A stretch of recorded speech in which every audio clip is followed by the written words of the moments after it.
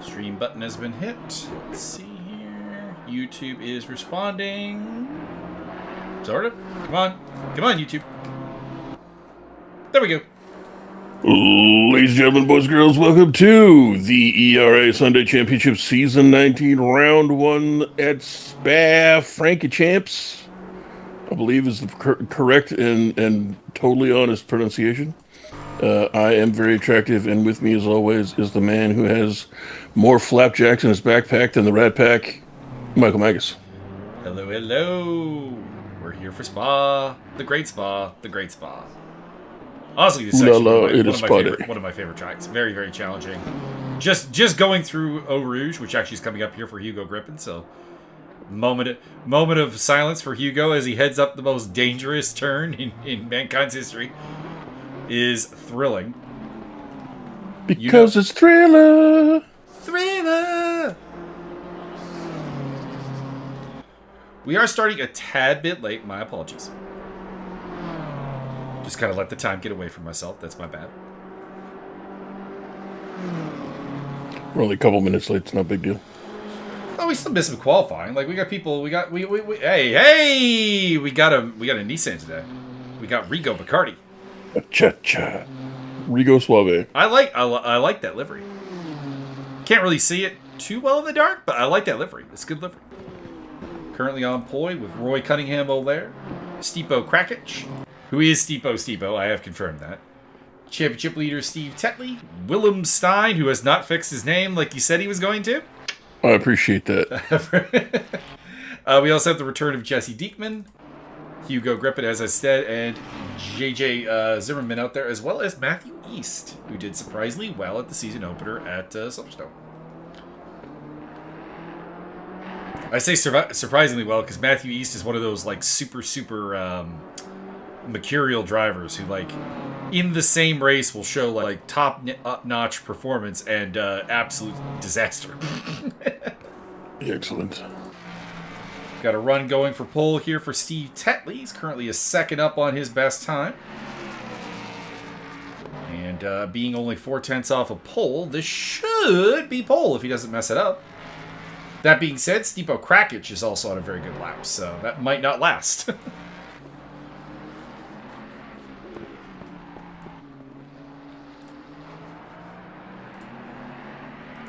Championship standings coming into today for the Iron Drivers. Those are the red number-backed ones. Steve Tetley leads the way, having won at Silverstone from Matthew East.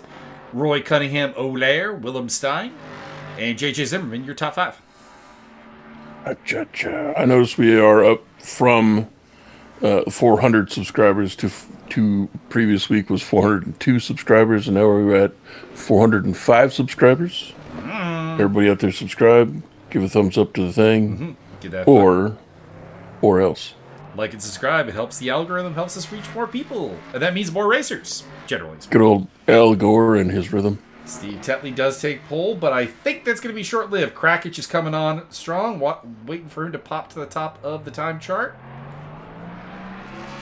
He's got a couple seconds left on this lap as he comes out of the bus stop and heads down to the start-finish straight. Bam! Stipo to pole.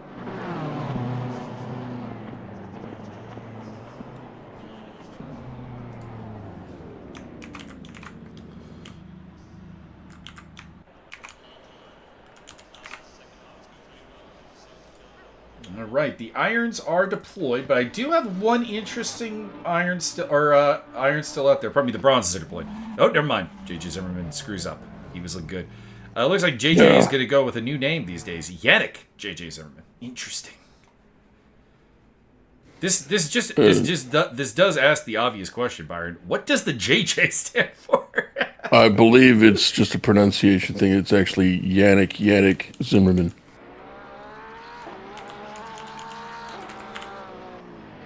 Previously, possibly Jessica Zimmerman, but we couldn't confirm that. Could be. All right, let's see here. Which of the bronze drivers do we want to hop in with here? We got Pat Fortune in the Stunt Possum Lamborghini.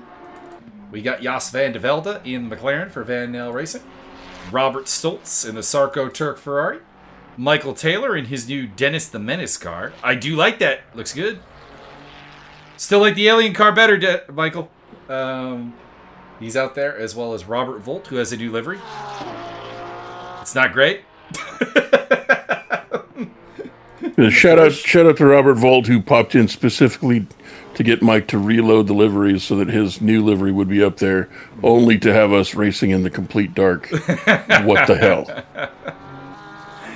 Lucio Condi, your championship leader, is also out there as well. So coming into today's action, it's Condi leading from Taylor, Volt, Fortune, and Van de Velde. Van de Velde and Fortune are actually tied. Fortune won the race against Van de Velde in Silverstone, but because Van de Velde picked up pole and fastest lap, he has the bonus points to force a tie.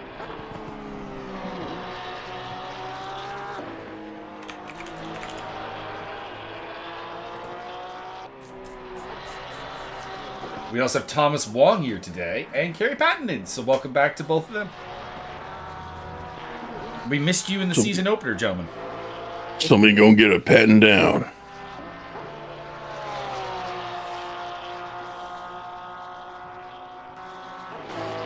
Night racing is always interesting because... Byron, did you know that I have a cheat code when it comes to night racing? You just close your eyes and feel the road? No! So those who do not know, my eyes are like super light sensitive. And that means that actually I see better in the dark. That is why he. Or well, I shouldn't say better in the dark because people that implies that I see better in the dark than I do at daytime, which is not true. I see better than the human standard in the dark. There we go. Right. Also, if I'm not mistaken, I think Lucio's got a new livery today.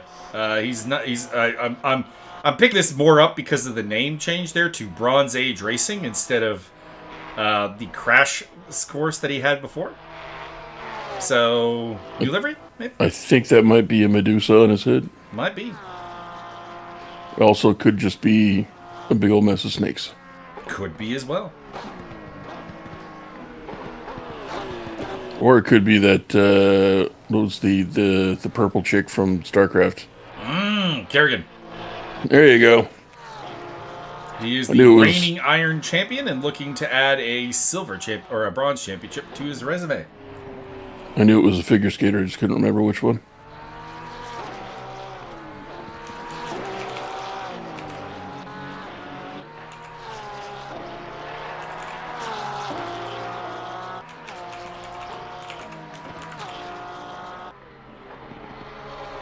Apologies if I'm a little quiet. It's early in the season, so I'm still trying to get my spreadsheet up to like full date.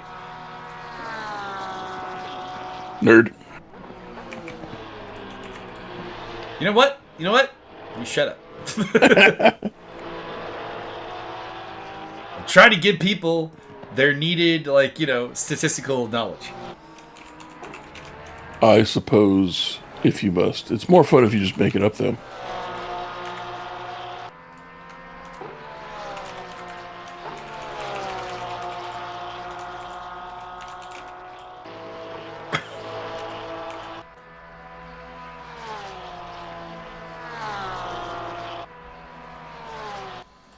Just making sure I make notes of everybody's car choices in my little standings here so I can reference that.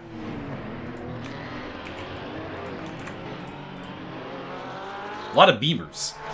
This season. Which is not surprising. The BMW M4 is still a little overpowered. Condi taking pole position right after Pat Fortune took it. Somebody break out the Packards. Next one across the line will be Jos Van de Velde. We'll see what Jos can do. Rocking it for the boys over at Van now.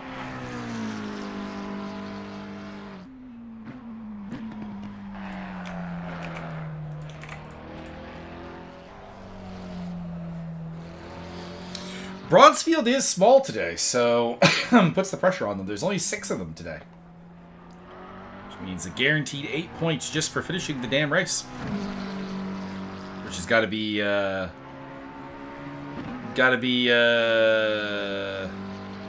thing.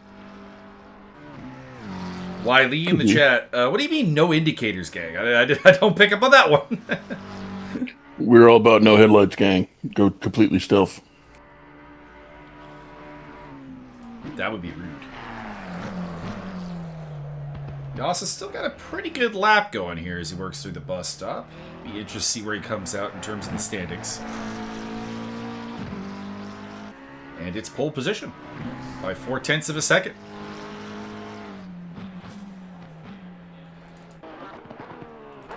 Robert Volt is... Oh, well, I was going to say Pat Fortune was the next guy, actually, but apparently he invalidated his lap. So I suspect, based on the time, he probably messed up the bus stop. But we are now on with Robert Volt, who's got a good lap going by his standards here. He's up about 0.8. Should take him up about as high as fifth place. Probably has a shot of even as high as third. BMW drivers never indicate ever. You're not wrong.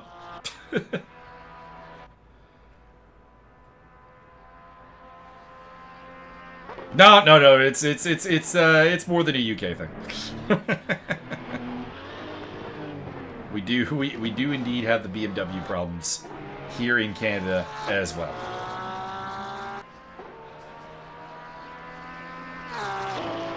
And it is indeed third place for Robert Volt. RHH for the Norwegian driver. I gotta say, that black livery he's got on, completely awesome. Looking to see if anyone else is on a barn. Michael Taylor's not left the pit lane, so... I know Michael's got family. So maybe some family aggro preventing him from fully getting out there. Pat Fortune's got a pretty good lap going here. He's 0.8 up. This should take him as high. This should basically move him from 4th to 3rd. Because there's a pretty big gap between the top two, Van de Velde and Condi, versus the rest of the field.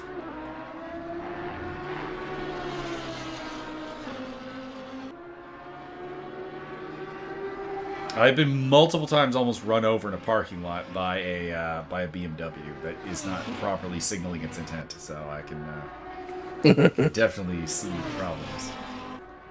Well, might actually have a shot at second or even pole here. Fortune's really picking up some speed through the last section here. All right, into the bus stop. He's just got to get this right. And this should be pole. Really good run through the bus stop. Picked up about a half second. And Pat Fortune.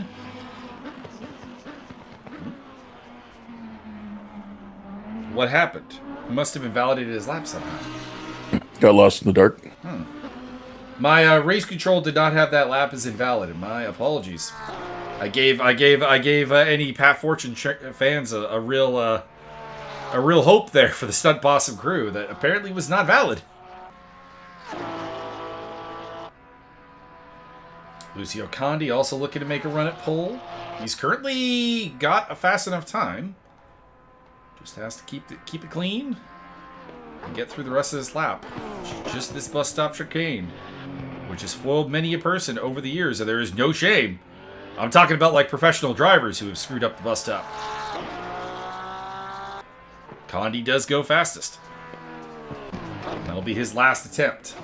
The only person with laps going right now that could fight it is Robert Stoltz in the Sarko Turk car, and Pat Fortune in the Stunt Possum Lamborghini. Pat is the threat, I would have to say. Stoltz is on a good lap right now. He's about 0.7 up on what he's been, which should be good enough for about 6th place, but he's not a threat for pole, I don't think. I think Fortune is the man on the hot seat right now.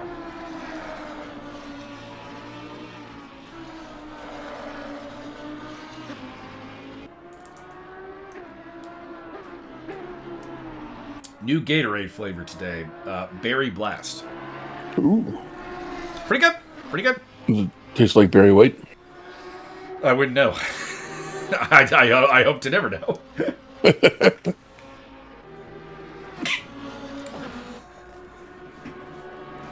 I'm having a mango pineapple liquid IV. Get your vitamins in, boy.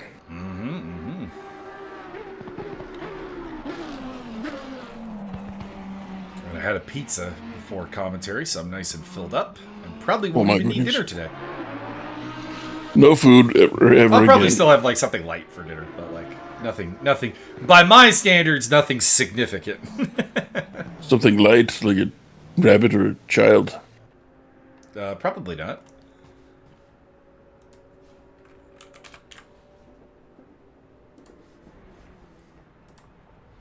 What would I probably have? 1/8 of a piece of broccoli. I'm gonna go for a walk after this, because after this my legs need, like, stretching out. Need to go out there and travel the world, so to speak. I'll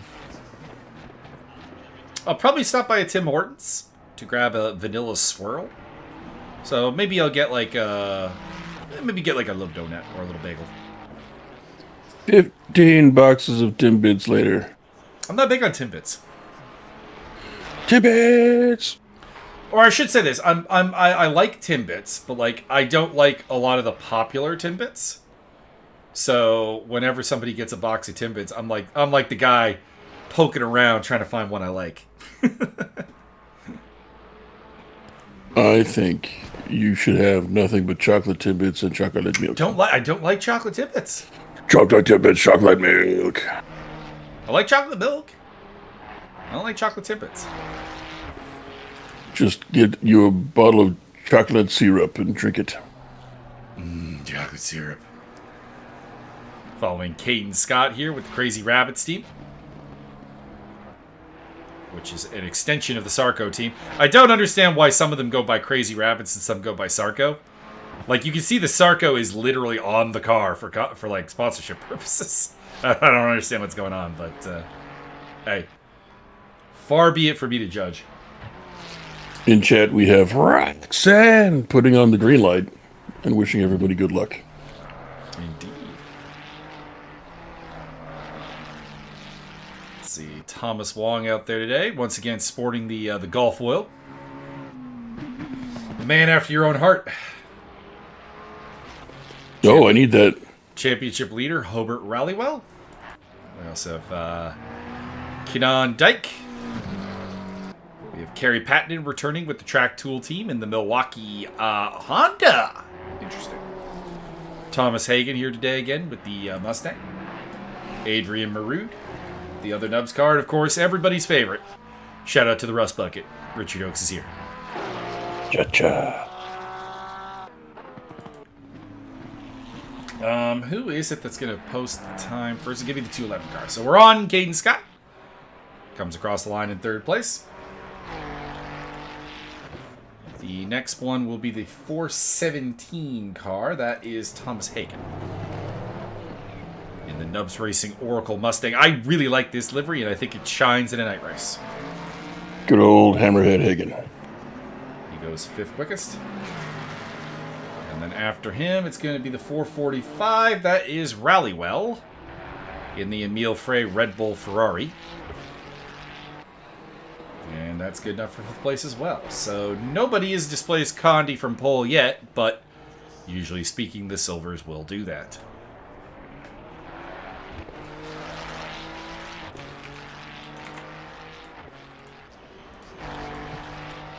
We are absent Juan Cloty today, who is a championship contender. What have I told you? That he's out there somewhere in the dark. Well, I wouldn't believe you because his name would still be on the injury list. Maybe he's just sneaking around outside. I don't know.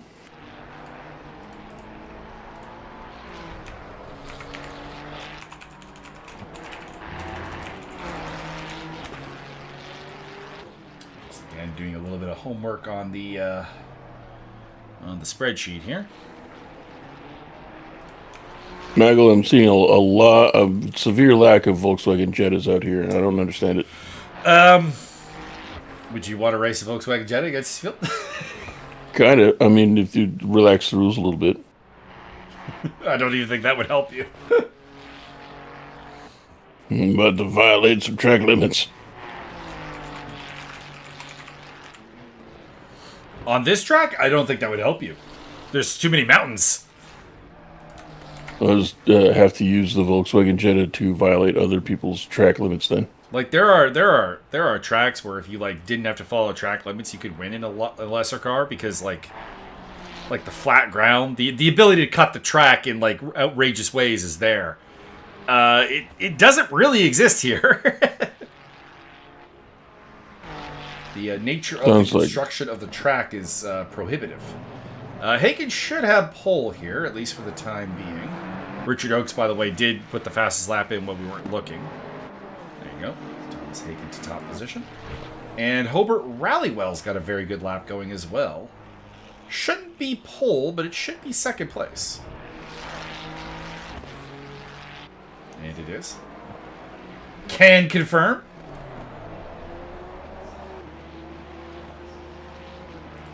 Does abandon the lap, though.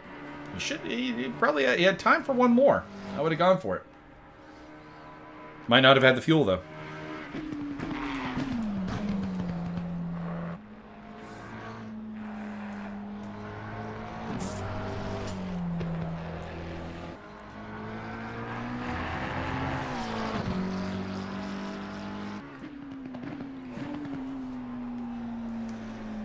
After qualifying, I'm going to disappear for just a moment.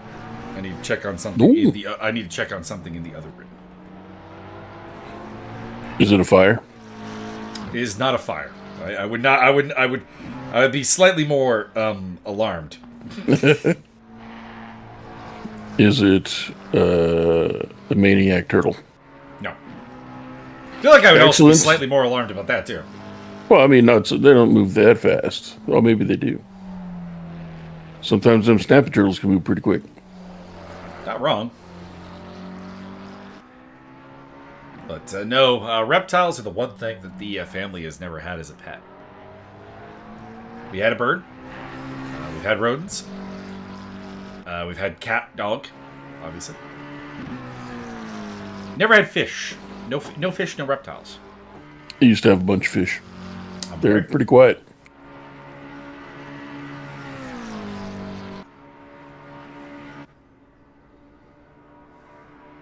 Wouldn't have minded having fish. Not big on the reptiles, but fish are fine. Through the bus stop for Dyke. I looked after an iguana for a while. That was weird. It's kind of like having an autistic dog. Gotcha. Dyke and their tails are really sharp. If you get whipped in the face with one of those, you're in for a bad time. That does sound bad. Got a good lap here for Adrian Marood in the Honda. Should pop up about a second. There you go, into 10th place. And the next interesting lap is that of Thomas Wong, who is currently about 1.2 seconds up, 1.3 seconds even. So this run should take him to about 11th place. If he can keep it legal and keep from screwing up, which is not a guarantee because he's still got to go through Blanchimont. And Blanchimont is a very easy place to violate track limits.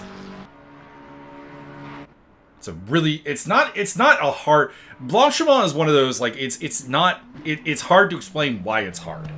Because it's just a fast curve. Like, you're basically lift off the throttle as little as possible, turn through, right? Super easy, conceptually. Until you have to try to do it. and then you realize it's hell. Easier said than done. Yeah. You can get through it safely, don't get me wrong. Like, I've had very few, like, accidents at Blanchimont. But you invalidate your laps a lot at Blanchimont. Oh, speaking of which, Kenan Dyke just invalidated his lap. Won't. Not at Blanchimont, mind you. I think that was Pouillon that he invalidated at. I know the turn names, but in the dark it's a little bit hard sometimes to identify where they are. Honestly, even in the daylight, it's a little bit hard sometimes. Like, if you're on board with someone and you're looking from their point of view, like from the driver point of view, it's easy to tell what turn you're at. This is Blanchimont, this is Stavelot, this is Pouillon, this is Malady. But from the outside, bus stop's pretty easy. A little bit wide there, invalidated the lap, and would have run out of time anyways. So Thomas Hagen will be your pole sitter.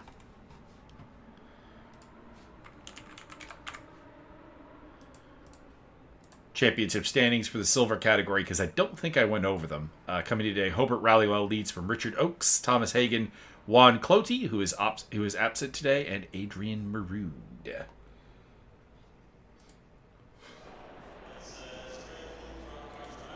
I would like to apologize for any extraneous noise coming through my microphone.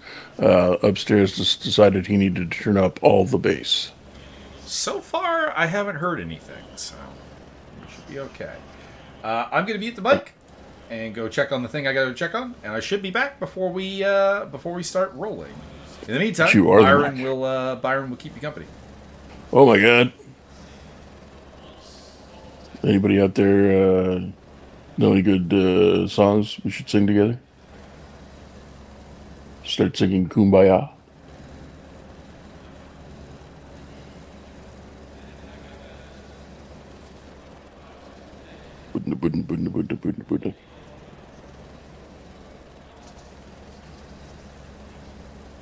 I guess we could harass Robert and say that he provided us with the wrong livery. And we won't be able to tell because it's dark.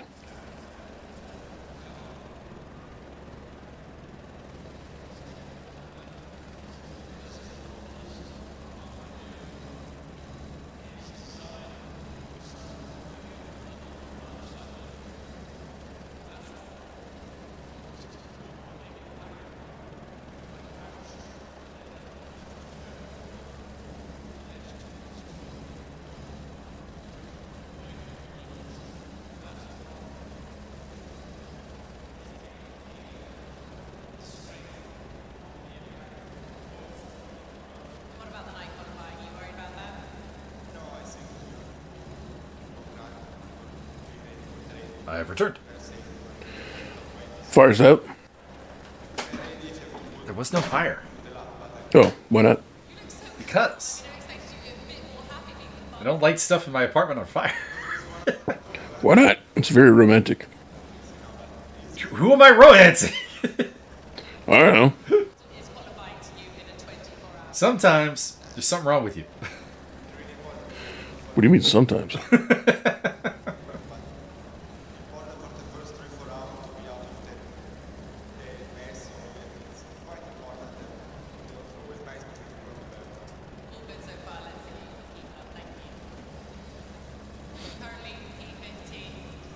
Waiting for the start of the warm-up lap here. RC in chat. Alert, alert. We have a redhead in the chat. Run for your lives. She's excited because there's Fords out there. No, I think I know what she sees. Yeah, man, it's the Ford. I don't think it's a Ford. I'm pretty sure. I don't think the Mustang's what has her excited. I'm pretty sure. I think I know what has her excited. Is the thing that you see in 16th place.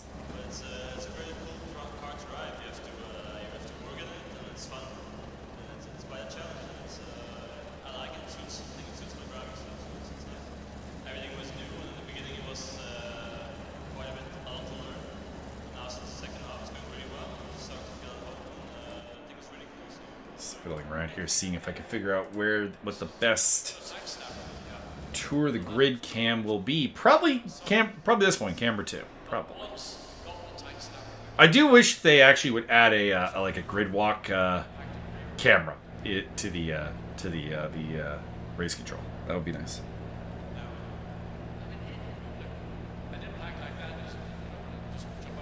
Because I like doing the grid walk. Like introducing all the drivers, showing the liveries off if I haven't gotten to show them off in qualifying.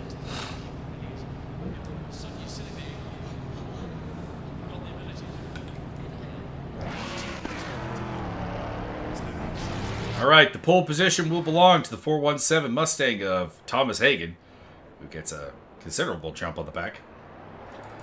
Second place is the championship leader, Hobart Rallywell, in the 445 Ferrari from Emile Frey Racing. Richard Oakes in the classic Rust Bucket Porsche will start from P3, followed by Kenan Dyke in the McLaren 720S GT3 Evo for Van Nel Racing. Lucio Condi is the pole sitter for the bronze section and also their championship leader in the 726 Porsche for Bronze Age Racing. Joining him on that row will be Jos van de Velde in the second of the Van Nel McLarens. Caden Scott qualifying in a solid 7th for Crazy Rabbits Ferrari in the 211.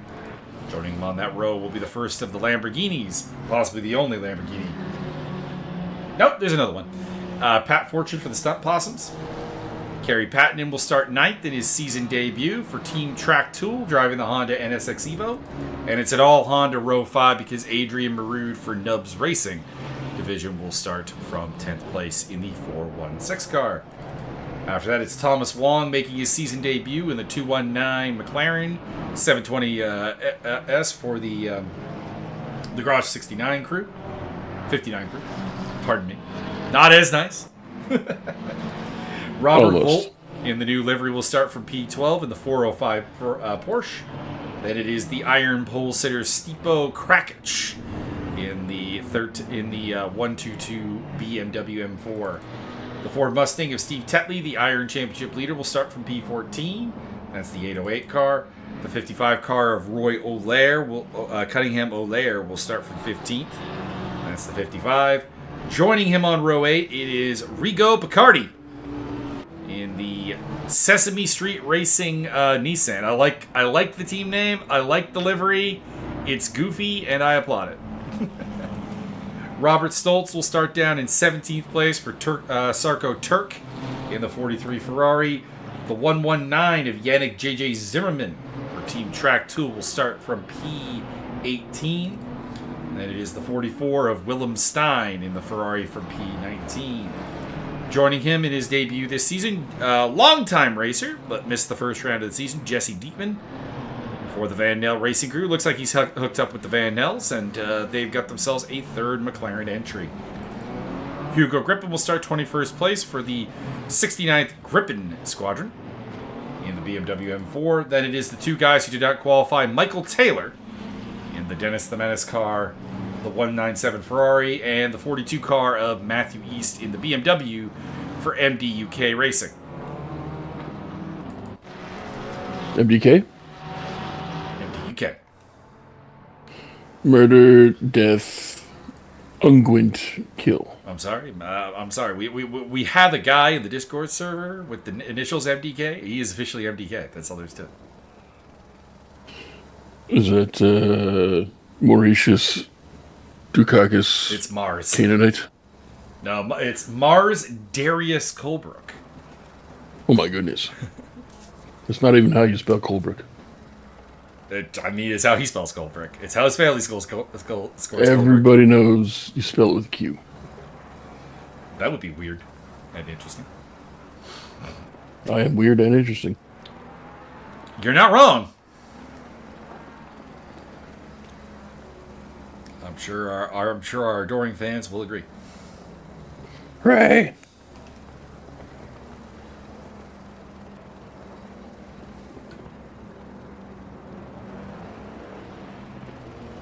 All right, Hagen and Rallywell to lead us to the line.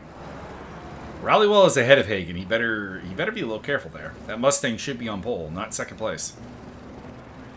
There we go. Problem solved. Waiting on the green flag. Hagen slowed down there with a little wiggle. Playing some games here, boys. As they approach La Source. Lasorda? La Source. You're not Portuguese, man.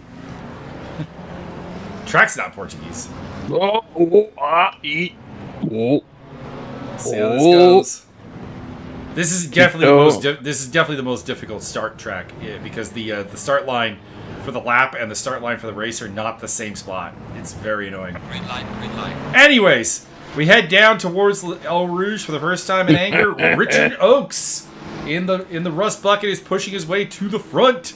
Started P3, but got the jump on Hagen and Rallywell. Hagen and Rallywell side by side for second place. One of the cars getting barged down a little bit wide, but not too bad. I don't see any yellow flags or any big gaps in the field, so it looks like we got through Eau Rouge okay. Heading into Lake Holm for the first time. Richard Oakes still leading the way. Thomas Hagen in second place. Rallywell third. Fourth place for Dyke. Jos van de Velde shortcuts the chicane and comes out in 5th place. Might want to watch out for that. That's track limit abuse for sure. Pat Fortune up to 6th place. Caden Scott 7th. And Lucio Condi's gotten off to a really bad start. He just lost a position there to Kerry Pattenden and drops back all the way to 9th place. Joining him in the top 5, top 10 is Thomas Wong with Adrian Marood on the outside looking in, and then Robert Volt. Top of the irons is still Stipo Krakic. 13th and back actually more or less are in the same spots, but a lot of changes at the front, and Caden Scott overtakes Pat Fortune, who ends up going wide. Opens the door for Kerry Pattenden as well. And possibly, more concerningly for Pat, oh, never mind, Pattenden just ends up off the track for no reason at all. Misfortunate. Couple yellow flags out. Robert Volt off the track, as well as Michael Taylor. Rallywell has made the move on Hagen. We missed that, unfortunately. Still going side by side, though.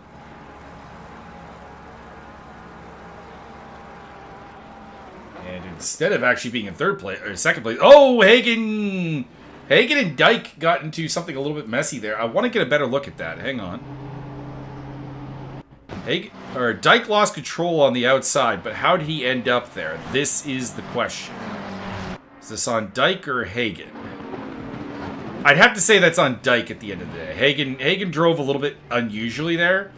Kind of slowed up a little bit on the outside there. Don't know why. But I don't think it was a full-on brake check, so I think I'd have to go with Dyke for that one. In the meantime, Richard Oakes has made a mistake, and Hobart Rallywell is in front, followed by Jos van de Velde. What happened there? And oh no! The race leader, Hobart Rallywell, in the wall at Eau Rouge. Oh boy. We've all been there, Hobart. We've all been there. This is an incredibly dangerous spot to try to rejoin to in a very tightly packed field. He's going to fall way back, rejoining in 21st position. That gives bronze driver Jos van de Velde the lead. Richard Oakes is in 2nd place. Caden Scott finds himself in 3rd, ahead of Pat Fortune. Thomas Wong, who as of Lake Home on the last lap was not in the top 10, is in 5th place, Byron. What the hell? Lucio Conti in 6th place, followed by Dyke Marood. Steve Tetley's in the top 10, and then Thomas Hagen.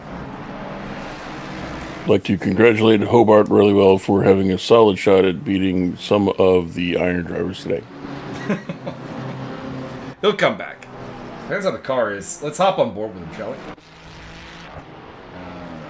Alright. Looks okay. Looks okay. I think he'll be fine.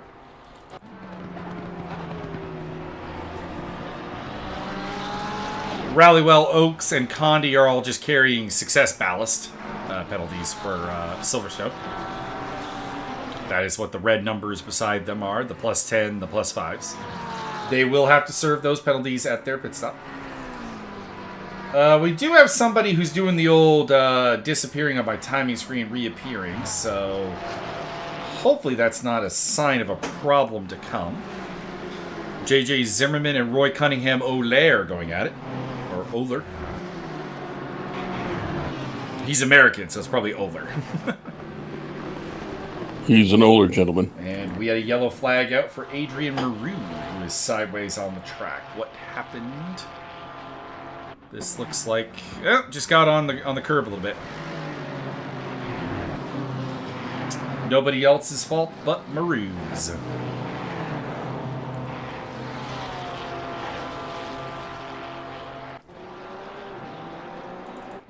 Robert Volt and Willem Stein going at it. Matthew East also there in the BMW. And the only one that took that corner legally was Volt, and he picked up 2 spots as a result. Good day's work for him. Yellow flag out for Jesse Diekman. He's in the wall! Oh my goodness. He pulled the Rallywell. What happened here? Did he have assistance, or is this just all him? That's all him. It's supposed to go the other way. Robert Stoltz was completely innocent on the matter. He was the car behind. JJ Zimmerman with the overtake on Roy Cunningham Olaire. And they are now caught up behind Rigo Bacardi, who is in the top 10. How long will that last? Don't know. Rallywell's into the pit lane. He's going to try and fix up his car. Diekman's off again. Diekman might need to get in the pits as well. Yeah. Diekman's car definitely needs a pit stop.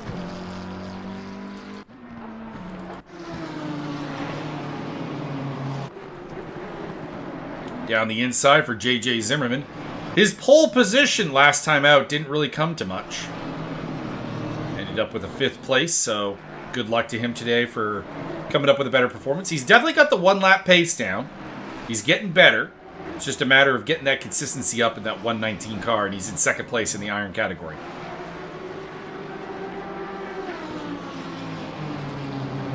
Let's see if RCO can overtake Bacardi as well. But is RCO on the PCP? Also, Rigo, I have a literal Bacardi livery that I would like to offer you. Offers the service to you. It looks really good. It looks really good.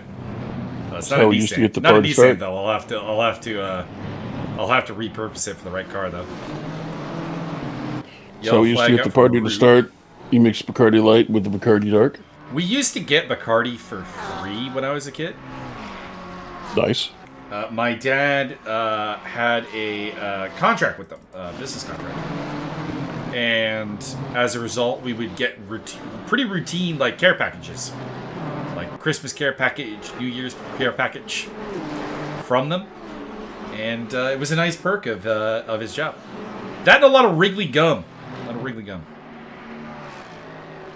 That's an interesting combo. Well, he also had Wrigley as a contract. Kermit the Frog here. Thomas Hagen making his way through some iron drivers. He's got a little bit of damage on the car, too. See the open hood there.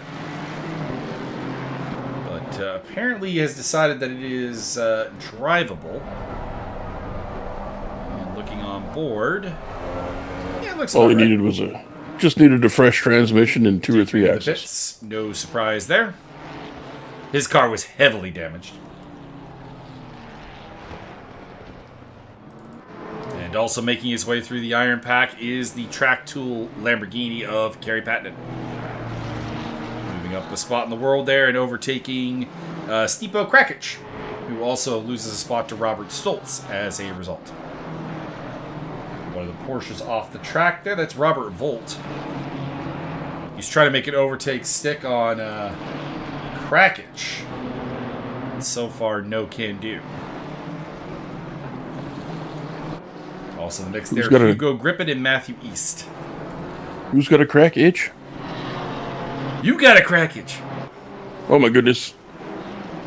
Yellow flag. Oh no! Dike in the wall. Also, Robert Volt went off too. Let's see if we can see what happened to Keenan Dike here. He's on his own. I'm afraid that this is going to be a self-inflicted one. Yep. A little bit too much of the curb. And twirled himself into the wall. We question in chat about Wilhelm Stein. I want to know if his lap times are improving. I couldn't say one way or the other. Well, it's hard to say because obviously we were at Silverstone last time and now we're at Spa, so very different tracks, very different results here. I would say he finished 4th last time out, and he's a little bit off the pace to do that again. Does that mean that he's gotten worse? I don't know. Could just be that Spa is not his cup of tea, and also this is a night race, so there is also the possibility that night race is just going to be a little bit of a weakness for him for the time being. It's hard to say. Matthew East has gone into the wall, unfortunately. Let's see, Matthew, your fault or did you have help? It's Hugo Grippin behind him.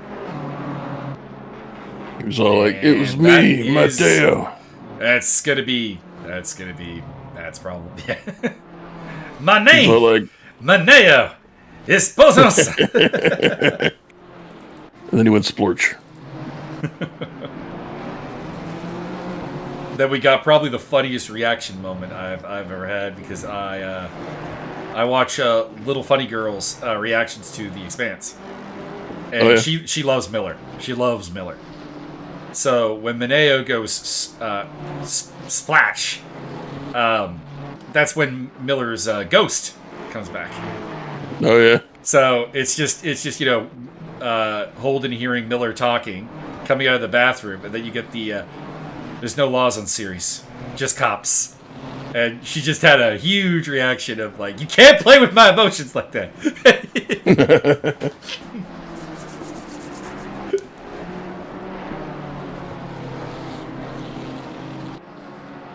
Kerry Patton getting a little out of shape there. He's got Robert Stoltz behind him, and they're both trying to overtake the iron car of Roy Cunningham O'Leary. Interesting little three-way battle going on right now. Top 10, Jos van der Velde is still leading from Richard Oakes, who has the fastest lap of the race. Caden Scott, Pat Fortune, Thomas Wong, Lucio Conti, Steve Tetley, JJ Zimmerman, Rigo Picardi, and Roy Cunningham O'Leary, as Thomas Hagen's dropping back. He's in the pits. O'Leary, O'Leary, O'Leary, O'Leary. For the question about lap times, is there any way for them to see the lap times to measure improvement? There is not, unfortunately. You'd have to be in the race, looking at things, actually driving the race. So what I can do is I can tell you when Willem is putting up his fastest lap. For example, his last lap was his fastest lap of the race. So you can't see me. You can't see me, but thumbs up. But beyond that, no, unfortunately. I can only see their best lap and their last lap. And if that happens to be the same number, then it's the same lap. And there's not much else I can tell you. Other than just observation. How often has he been off the track? How is he looking? Is he looking comfortable in the car? What are his laps based on other people? His laps based on other people are not particularly good. His best lap is a 2:47 or 2:24.2, which is towards the rear. The fastest lap of the race is about a 2:19 flat. That being Richard Oakes' lap time. But we haven't seen him do anything colossally bad. That's, I guess, what we can do. Kerry Patton hilariously aggressive. Roy Cunningham O'Leary. He got a little argy-bargy with Robert Volt, but we'll out. We'll out. Hell yeah. Oh, speaking of weirdness, what happened there? Kerry Patton ending off the track. So he's side by side with Roy Cunningham O'Leary. In the background, that's Robert Stoltz. And he got into the back of Cunningham O'Leary, who made a mistake. I see. So, a little bit unfortunate. Car looks okay, though. And he soldiers on in a 14th spot. In the meantime, Robert Stoltz overtakes both of them, so he's happy. And up into the top 10.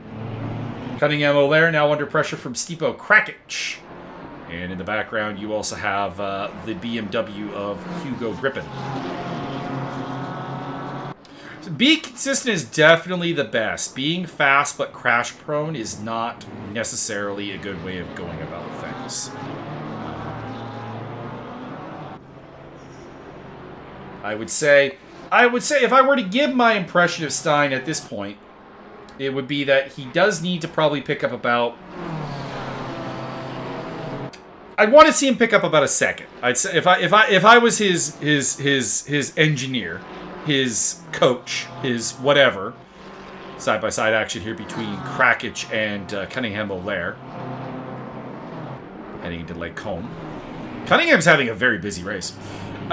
If I were to set a goal for Willem, what I would like to see is probably him to be down into the 223s by the end of the race. I think that would be good. 223 is legal. He just did a 223.7, but it was illegal, so I don't know what he cut to, get that time. But I'd like to see 223 legal times. And other than that, just kind of keep it out of the wall. I think if he can do those two things, I'd be pretty damn happy. Now, is that the end of his development road? No. I would then set a new goal for next race, and the race after that, the race after that. But if I were to set a goal for just today, that would be, I think, sufficient. 1 second every lap. What is the fastest iron lap, I guess, would be the question. So, there's a couple of iron drivers down in the 222s right now. The best of the bunch is Rico Bacardi at a 2:22.102. So that's the fastest lap in his class. Now, there's a couple of really good irons. I'm looking at Steve Tetley. JJ Zimmerman over a single lap is also very good, and Bacardi's quite good. So those are the guys I probably wouldn't really compare him to. But I'd want to see him put up times similar to like a Roy Cunningham-Olaire or Stipo Krakic or Hugo Griffin. That would probably be a good spot. Yes, Adrian Maroud catches up to Michael Taylor. Looks down the inside into La Source, but thinks better of it. And that is Hobart Rallywell in behind him, so he's a lapped car right now. We also have been joined by a late entrant, Byron. Oh my God! Ketchup Racing is here! Bearded X Badass! He's only a little behind. He's 6 laps behind. We'll see. We'll see what he can do. He's a fast driver. People do be crashing. Driver. He's an alarmingly fast driver. I'll be interested to see what he can do. People do be crashing. He could be easily within 6 laps of the front from here on out.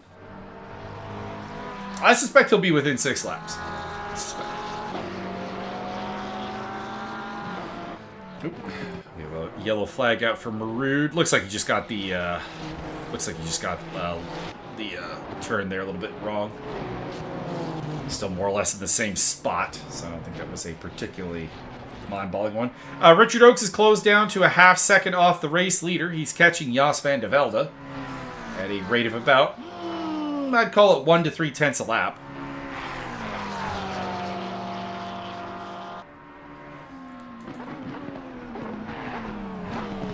We'll see what he can do.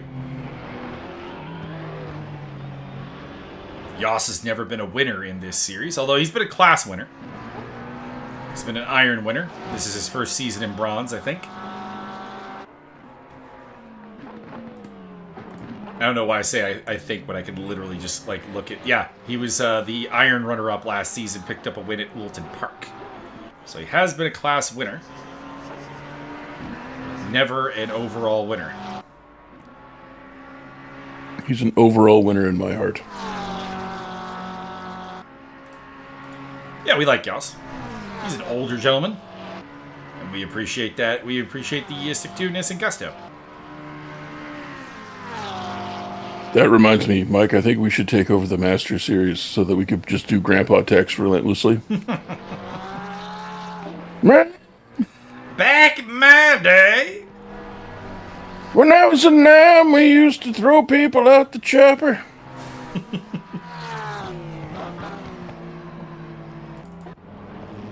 Patton moving up a spot there as Hugo Griffin looks like he got La Source wrong.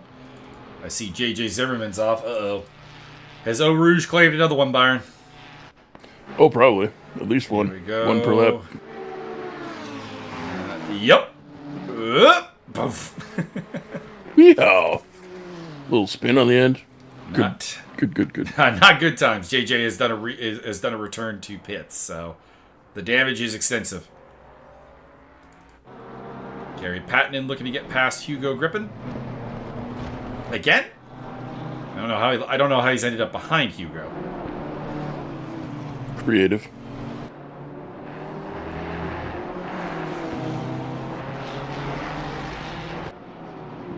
Looks down the inside. No doing this time.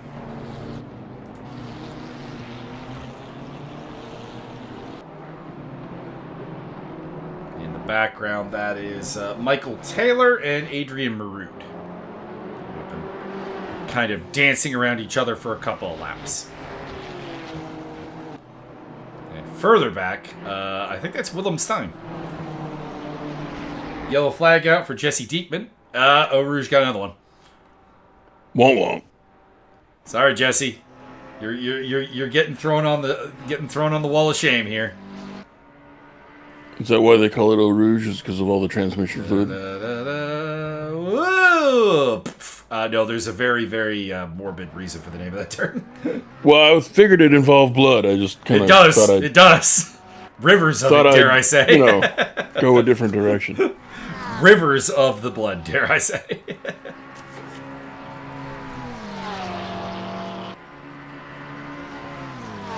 Got a bit of a wall of champions going on here. I told you about the wall of champions at the Canadian Grand Prix, right? Maybe. During the 1999 Canadian Grand Prix, the Wall of Champions got its name. It's a turn near the end of the Circuit Gilles Villeneuve. Somebody off the track there. That is Diekman. Over the course of one Grand Prix, one race, the following world champions hit that wall: Mika Hakkinen, Damon Hill, Jacques Villeneuve, and Michael Schumacher. God dang, all right. Was working overtime that day. Get out the spatula, we got another one.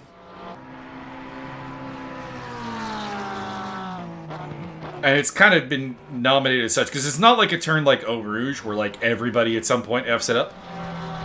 It's not that it's not a hard turn or anything like that. I don't want to undersell it, but it's not one of those like 5 turns that you will almost certainly die to in a video game, type of deals. Like I've never crashed there, so it's just very weird that 4 world champions in the same race did.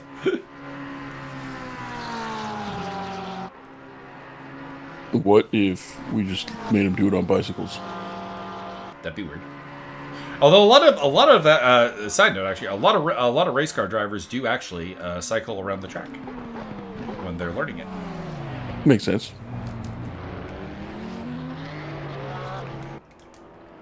Richard Oakes going for the undercut. Decides to pit rather than try to overtake Jos van de Velde on track. And that will move Caden Scott up into second place. Followed by Pat Fortune in the Stunt Possum and Thomas Wong. And then it'll be Lucio Conde to round off the top 5 for the time being. Lucio Conde's having a real good day, and he's in 3rd place in his like bronze category. This is weird.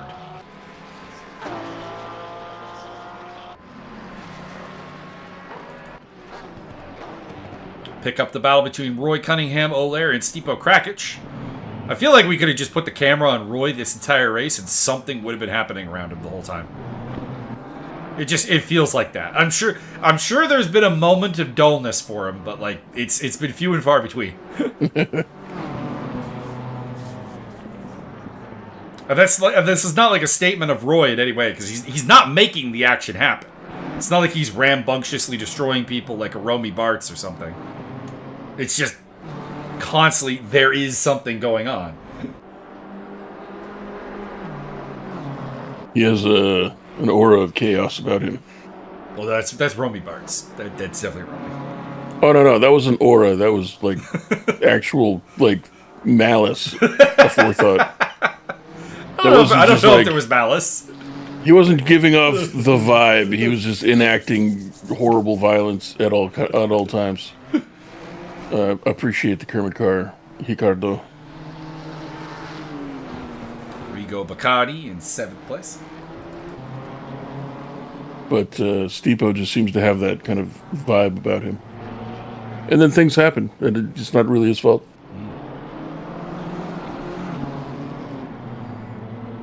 Stipo is innocent of these crimes. I feel like the Tim Means Matt Brown cartoon is appropriate for Romy Bartz, which is by far my favorite of the bad Fight IQ cartoons that used to pop up on YouTube for MMA. For those who do not know, Matt Brown is a famous clinch fighter This is up close and personal, like elbows, knees, that kind of thing. And the cartoon is a drawing of Tim Means looking like a scarecrow, and then it kind of does like the camera moves across, and it's to Matt Brown, and it's Matt Brown looking like a wheat thresher. Like there's just blades everywhere, and then it goes back to Tim Means going, "Yeah, clinch. This is the choice."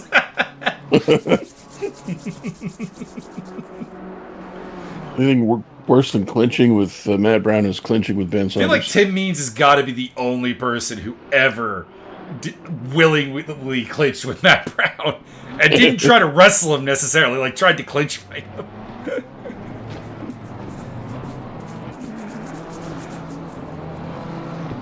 Like, plenty of people found themselves in the clinch trying to wrestle him, but like, there's a very big difference. JJ Diekman, by the way, has picked up a stop-go 30-second penalty. Most likely that is a speeding in the pit lane.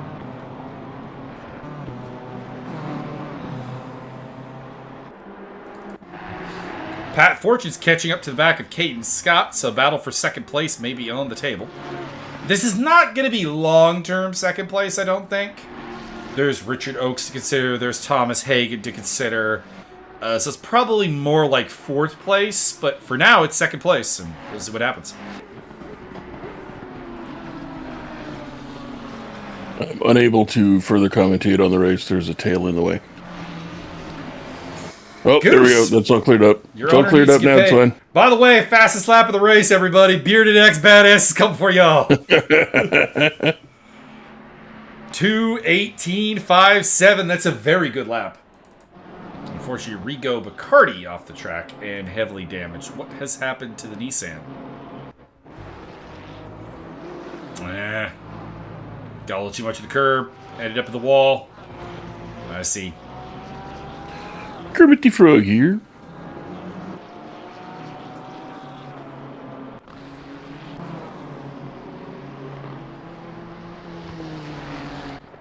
And Pat Fortune drops into the pit lane. So Stuck Possum abandoning the fight for second place for the time being.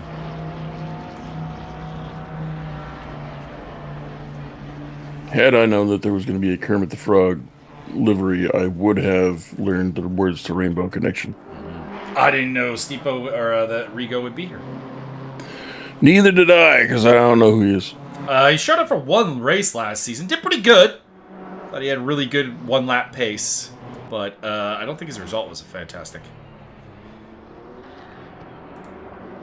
I can look it up. There he is. Yeah, he was at Valencia. He finished 6th amongst the irons.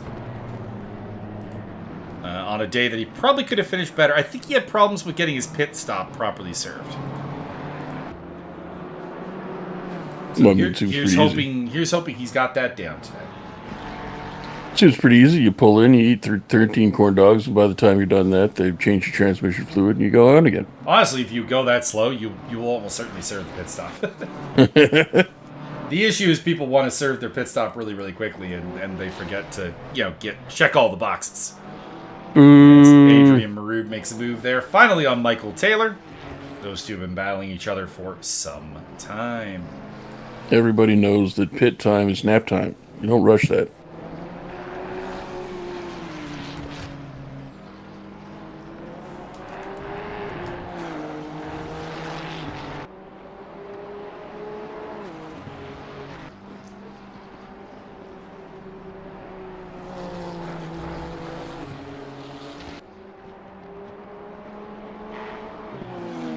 Really any hot battles going on right now.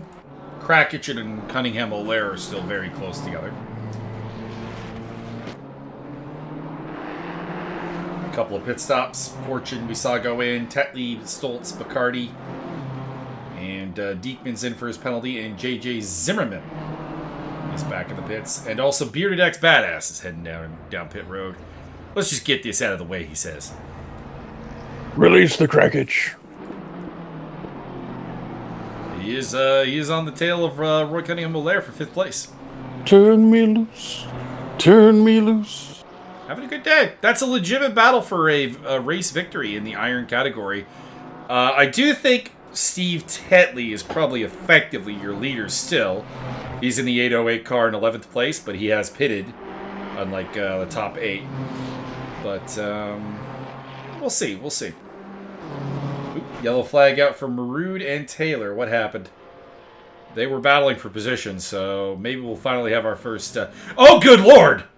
Yeehaw! Michael Taylor, what was that? That was a pirouette with a half twist. We need the longer replay. We must shame Mr. Taylor. Wow. Shame. Oh, I didn't even get it. He just absolutely bulldozed Marood there. Good lord. Good lord. It's fine.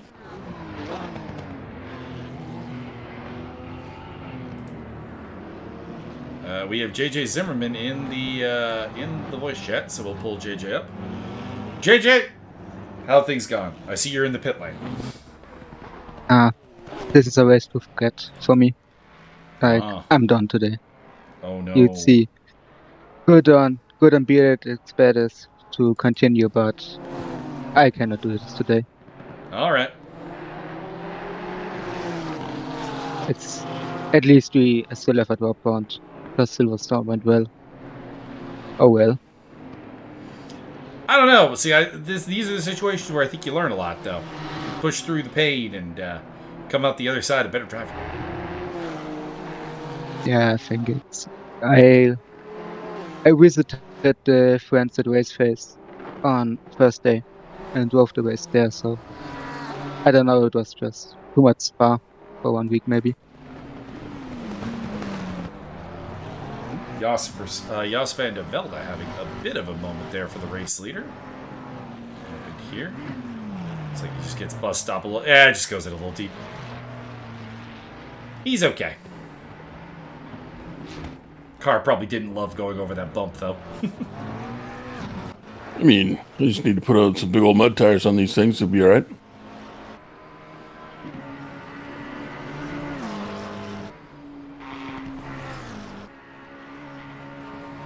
Continues on in the lead, though. Thomas Wong down the pit lane, as well as Krakich. So, yet to pit, we still have Van der Velde, Caden Scott, Lucio Condi, Hugo Grippen, Willem Stein, and that is it. Those are the guys we're waiting on.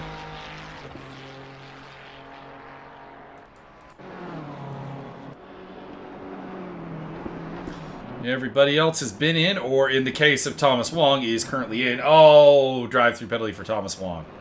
Womp womp. How dare you, sir? That's not good. No more corn dogs for you.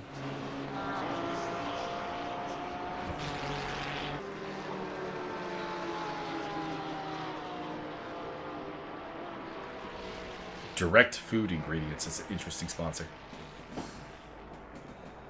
Hugo Grippen coming into the pit lane, as well as Willem Stein. Direct Food Ingredients sounds like a corpo code word for, like, absolutely not things that should go in food. Things that are not actually food. It's cheap, and we think we can get away with it. TM. Pretty much. Caden Scott is right up on the tail of Jos van der Velde. Jos, you might want to get in the pit lane. I think whether it's your tires are gone or your focus needs refocusing. Either way, you're not driving very well right now. And it's time to get in that pit lane because you're losing time. We'll see if he goes in this time around. But is he losing space? He's also losing space. Oh, well, that's not good. All right, he's in the pit lane. Looks like he may have stayed out about 2 laps too long, though. And that will hand the lead, at least for the time being, to Caden Scott. Lucio Condi is also in, so that means, Byron, you know what that means. Peanut butter jelly time? Caden Scott, you are the Max Simmons Award winner for the day.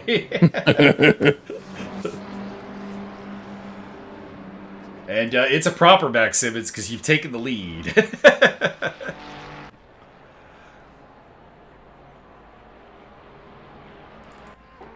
Richard Oakes, where are you in relation to the pit stoppers? Quite a ways behind. It is a long pit lane here. We're used to, like, pit stops being, like, roughly a minute or so. We're talking about, like, a minute 50 here, because this is a long-ass pit lane. Good dang. When Caden Scott goes in, we'll follow him through the whole pit lane just to let you, the viewers at home, understand the pain of this pit lane.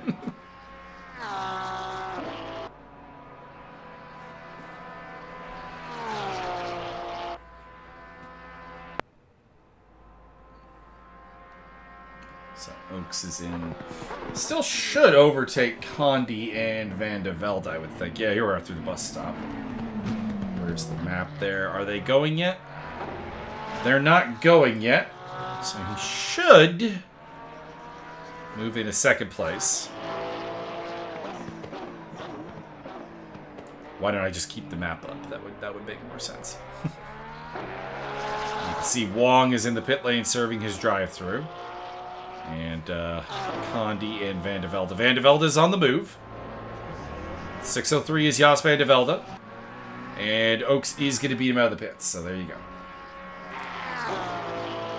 Did Van de Velde, did he need Van de Velde to have those 2 shitty laps? Probably, and I'm a little surprised by that, honestly. Richard's not been ripping it up. But who is ripping it up? Bearded X Badass. He's not in last place anymore, ladies and gentlemen. Let's go. We have lost somebody, and it's not JJ Zimmerman. I'm trying to figure out who it might. I think it's Michael Taylor. So maybe Michael Taylor committing a little seppuku after that absolute attempted murder on Adrian Marud. I'll tell you who it's not. It's definitely not Willem Stein. He is still out there. Yeah, I'm pretty sure it's Taylor. I'm not seeing Michael Taylor out there unless I'm blind and you see him. No. Not unless we're missing dudes off the tree. Hobart Rallywell. No, you should have the whole tree for a change. Because it's 23 cars and 23 spots on the tower. Hobart Rallywell and Robert Volt have a little disagreement. And there goes Bearded X Badass. Hobart's not having a great time out there. Hobart's not having a good day. He came in today the championship leader. I don't think he's going to leave the championship leader. We'll put it that way.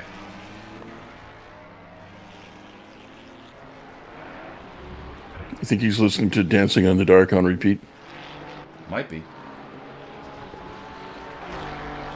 It's not alone. This has been an interesting race for a number of drivers, I'll say that much. Seen Eau Rouge take its toll. We've seen issues elsewhere. A little bit of action at Lake Combe, a little bit of action at Blanchimont. Bus stop as well.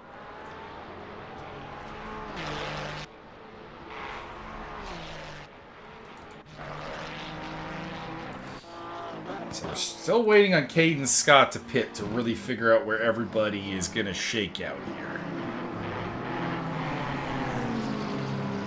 He's doing good lap times, though. He's in the 221s right now, which is one of the faster cars on the track. It's not like the top end. If you want like the top end, you're looking at like Richard Oakes and Bearded X Badass, and Kerry Patton's doing some really good laps right now. But it's not bad. Still, I would probably consider pitting soon. I don't really know why you'd pit with less than 20 minutes to go. There's a level of like you want to get use out of the fresh tires. And Kenan Dyke looking to make an overtake here on Roy Cunningham O'Lear. RCO having a good day and having an action-packed day. These are the type of races where you learn so much about yourself as a driver. And I'm hoping Roy is appreciating that right now.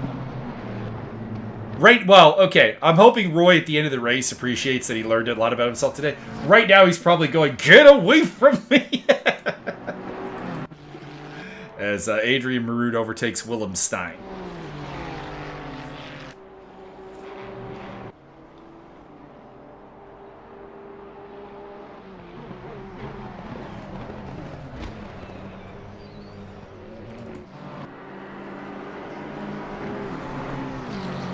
Patton's also catching up with Hugo Grippin, so that's a battle to look for. Hugo's having a great day. I want to, I can't give him a round of applause because my push to talk is on the mouse. I have to push to talk, so I can't use that hand for clapping. So the best I can give you is a chest thump. I'm just going to slap himself on the forehead repeatedly. I mean, we can do that too. There you go. One forehead slap and a chest thump for Hugo Griffin. He's having a really solid day. Probably my most improved driver of this race. More improved than Beard. Now, don't do anything silly as Kerry Pattenden catches you here. Hugo. I just gave you the love. I don't need you ruining it.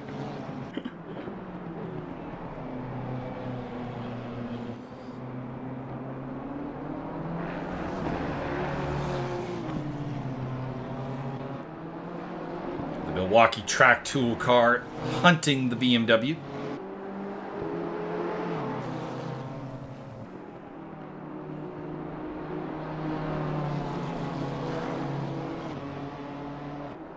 We also have Dyke hunting Roy Cunningham-Olaire, which we've seen a lot of earlier.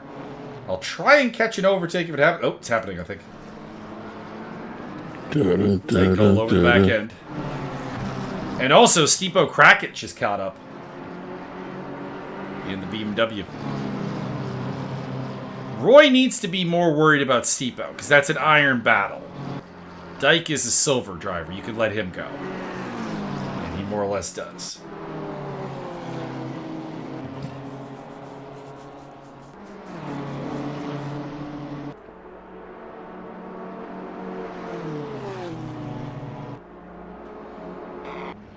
Kerry Pattenden putting the pressure on Hugo Griffin.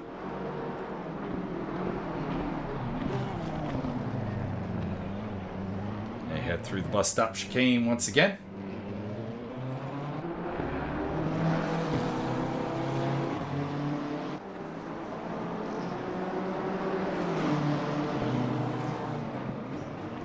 Around the outside of La Source, maybe?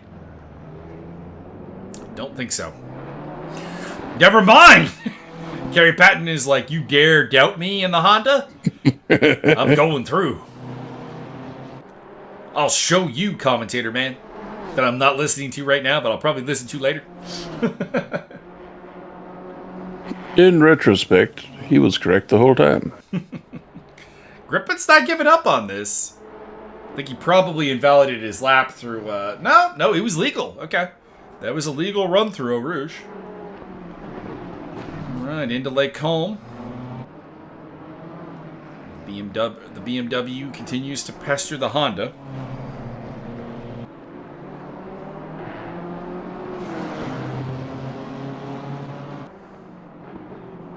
Or Acura, depending on which part of the world you're in. I believe it's Toyota. Actually, the NSX is one of the few cars that actually is branded as a Honda and an Acura. Yeah. It actually depends what country you're in.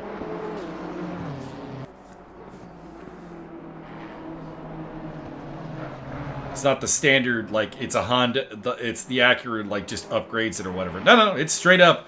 An Acura NSX and a Honda NSX are the same car. It just depends on what country you're in. I have a car branding from my childhood that I'm sure was real, but I can find no proof of it. Mm-hmm. I remember them advertising I think it was Mazda 626. Okay. But it was listed, I remember very distinctly in commercials hearing that they called it the 626 Chronos. Oh. And I can find no proof that ever existed. Maybe I'm not looking in the right spots. Maybe I don't know what I'm doing. I know how to use Google, goddammit. Interesting. Heading down the pit lane, it is Caden Scott, and as promised, we're going to see the entire pit lane procedure here because this pit lane is long. Like, you think it's done now? No, we're going around the corner. Jeez, why don't they just put in a water slide? The deal here is that because Spa-Francorchamps is used for the big endurance race for GT racing, the Spa 24-hour, they need a lot of pit stalls because there's a lot of cars. Brutal. So there's like literally a second set of pit stalls, which we are at now down here.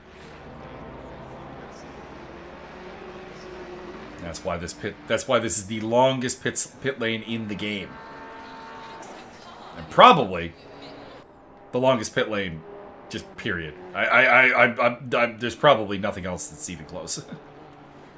You should just make that part of the track.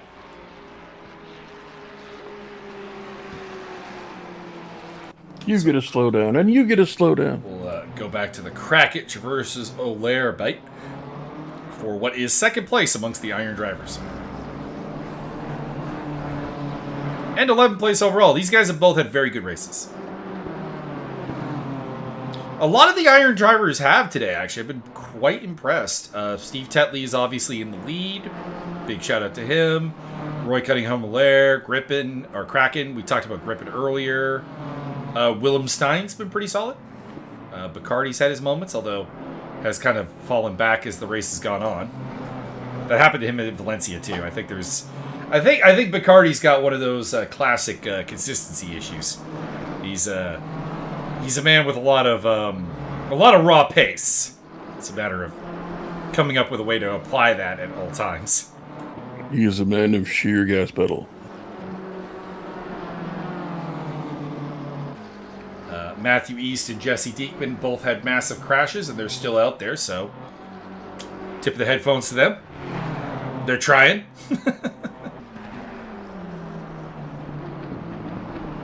Oh! All right, that went okay. That went okay. Krakich gets into the back of Roy Cunningham-Olair, but they both continue without too much of an issue. I will say, Krakich, you should probably turn your headlights on to nighttime running mode. You notice that there is no bloom of light in front of his car. It's because I think he's got his headlights set on low. They're on. I can see that they're on. Silent. But they're not running. They're not properly on. You would get a meatball flag for this in real life. Turning Japanese. Basically, the meatball flag is your car is not working properly.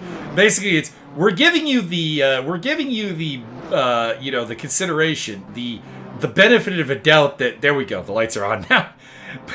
The benefit of a doubt that your lights are malfunctioning as opposed to you're just cheating. And he's got the lights on now. That's good.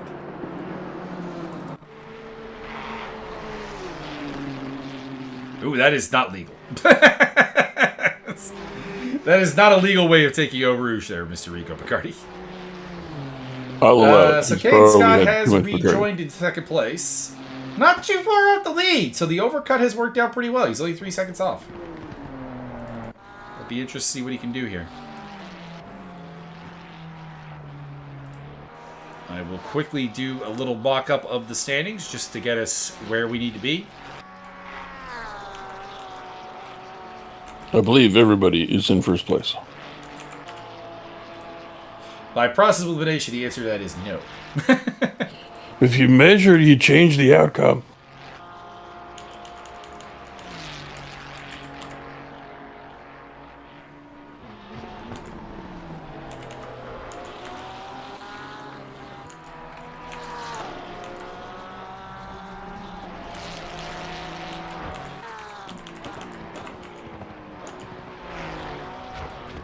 Okay, so looking at silver right now, Richard Oakes, who is currently our race leader, would take over the championship lead on 35 points. 29 for Thomas Hagen, he would be second. Hobart Rallywell, who is the championship leader right now, would drop to third on 22. Caden Scott would be in fourth on 20. And then 16 for Adrian Marood, who is in fifth place and would continue to be in fifth place.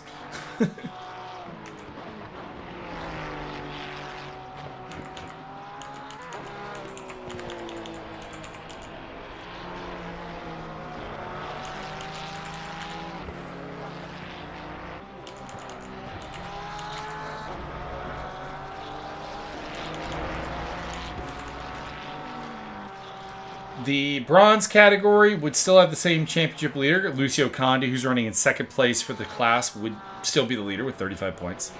30 points would be on the board for Jos van de Velde. He would be in second. Which means that the top two guys in the Iron Championship last season would be the top two guys in the Bronze Championship now. Interesting. Fun. Nice little storyline. After that, it would be 26 points for Pat Fortune, 24 for Robert Volt, and 20 for Robert Stoltz. There can be only one Robert. I am afraid you two will have to battle it for the death. Battle of the Bobs.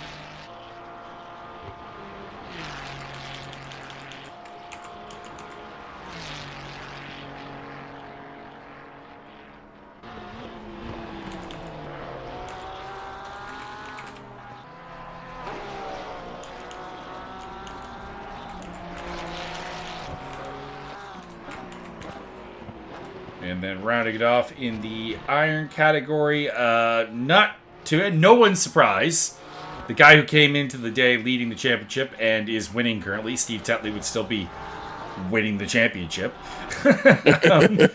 Roy Cunningham-Olaire would be second place on 30. 22 points for Matthew East would be third, and then a tie between Willem Stein and Hugo Griffin on 20 apiece. Winning seems to be Tetley's cup of tea. At the moment, yes. Drive-through penalty for Jos van de Velde. That could have implications. It's going to drop him way down the order, because, again, the drive-through penalty around here is very long. This is a track where you really do not want to be getting a penalty. More like a drive-through death sentence. A little bit, yeah. Robert Rallywell on the tail of Robert Volt. This is a non-class battle.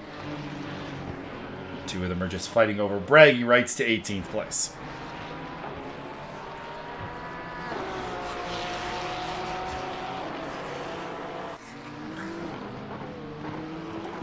I would like to mention that I have not factored in fastest laps for the silver or the bronze or iron championships. So there's 1 point for both categories that is not accounted for.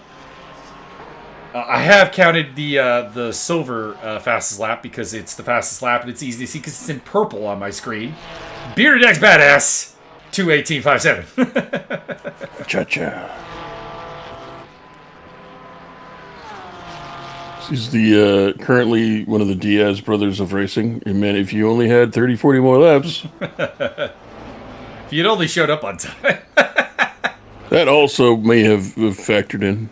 Jos van de Velde, again, we're gonna make everyone feel his pain as he heads down this long ass pit lane to serve his drive-through penalty. He's lost out to Condi. He's lost out to Fortune. He's probably gonna lose out to Stoltz if I were to guess. Yeah, it's gonna happen. Stoltz is the number 43 car coming out of the bus stop right now. Start ironically playing yakety sax at like 1/4 speed. That would be painful. Maybe he can get out ahead of Stoltz. Let's see, this will be interesting. No, that's Stoltz passing him right now.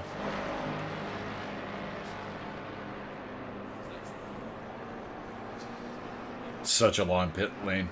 It's why you gotta hate getting a drive through here. It sucks. Jos, you don't have to stop in your pit lane. I want to make this clear. This is not a stop go. This is a drive through. And zooping back out he goes in 9th place.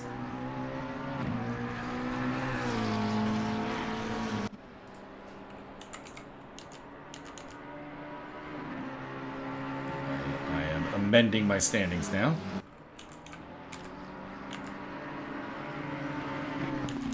I mean, surely you should wait until the race is over before you put people in little boxes. I'd just like to update people on how it's going. Come on. This is my appeal. My numbers appeal is all I got going for me. Late pit stops from Marud and Stein. Don't know if those are fuel miscalculations or what, but they're not mandatory. Put it that way. So that would put the iron drivers with Lucio Condi leading the way from Pat Fortune. Jos would drop to a tie for 3rd place with Robert Volt in the standings. And then 5th place would belong to Robert Stoltz. So the two Bobs and Yoss fighting for that 3rd place. Thomas Hagen overtaking Robert Stoltz.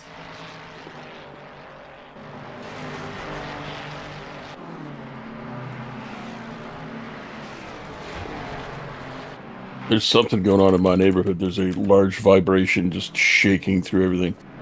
Good boy.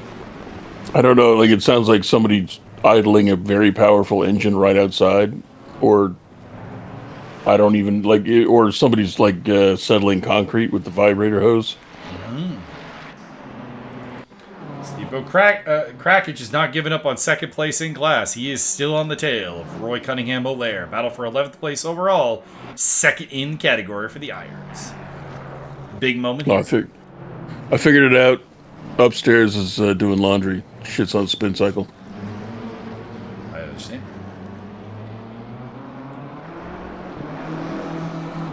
And I don't mean I understand like Joe Rogan in the famous interview with Derek Lewis.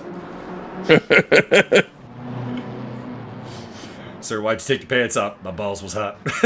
I understand. Balls was in fact hot.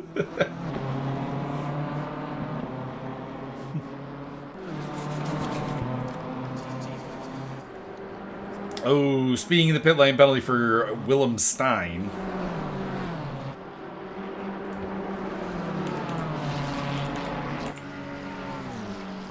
Probably won't really cost him. He's got a couple laps on Jesse Diekman, who's had a rough day. Seen him in the wall a couple times.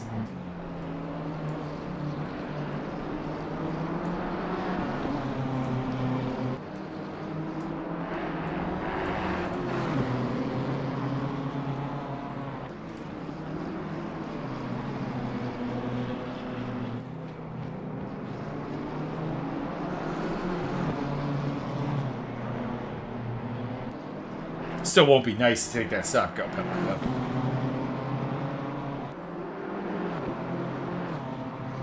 Could be worse.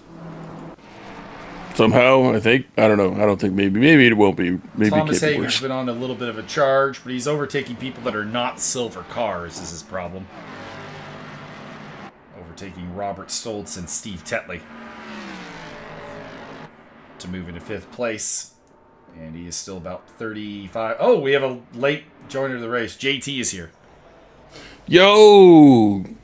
He is here, therefore he has to be JT Money. Everybody got their timing wrong, but I'm entertained by it, so I'll let it pass. I exist, therefore I am.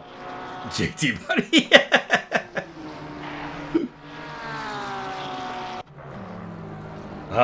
Cheers to the greatest cast the Ultimate Fighter ever freaking had. The casting director deserves all the love for coming up with a season that has JT Money, Matt Brown, Jeremy May, Dante Rivera, Matt Riddle, and Crazy Tim Crater on it. You had a literal stand-up comedian in the form of Gerald Harris. He's just not even part of the season.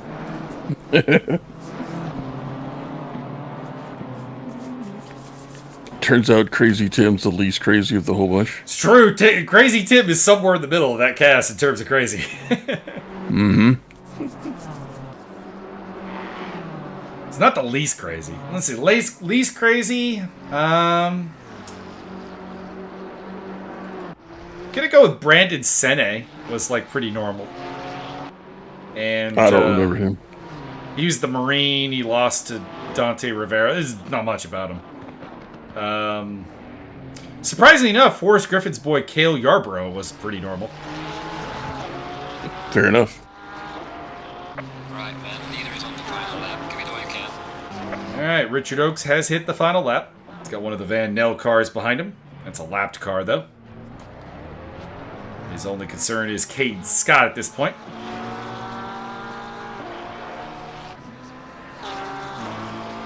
Yellow flag out for the Nissan. What has happened to Rigo Picardi? Did. Eau Rouge.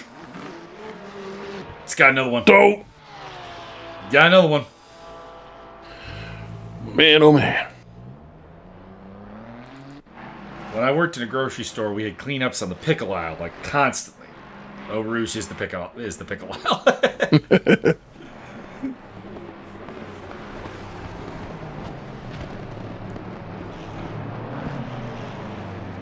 Don't know why.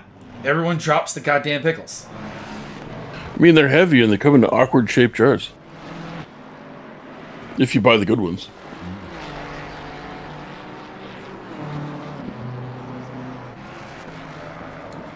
Steve Tetley having a problem. What happened, Steve?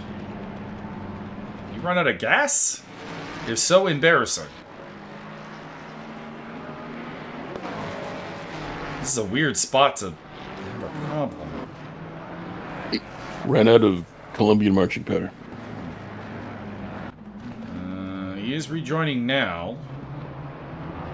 I'm gonna go with real world problems. Or hardware. Possibly a bit of a hardware glitch is, I guess, also on the table. Didn't lose anything. None of the irons overtook him. He just lost spots to Robert Stoltz and Thomas Wong, who he's not competing against, and Thomas Wong just gave that spot right back.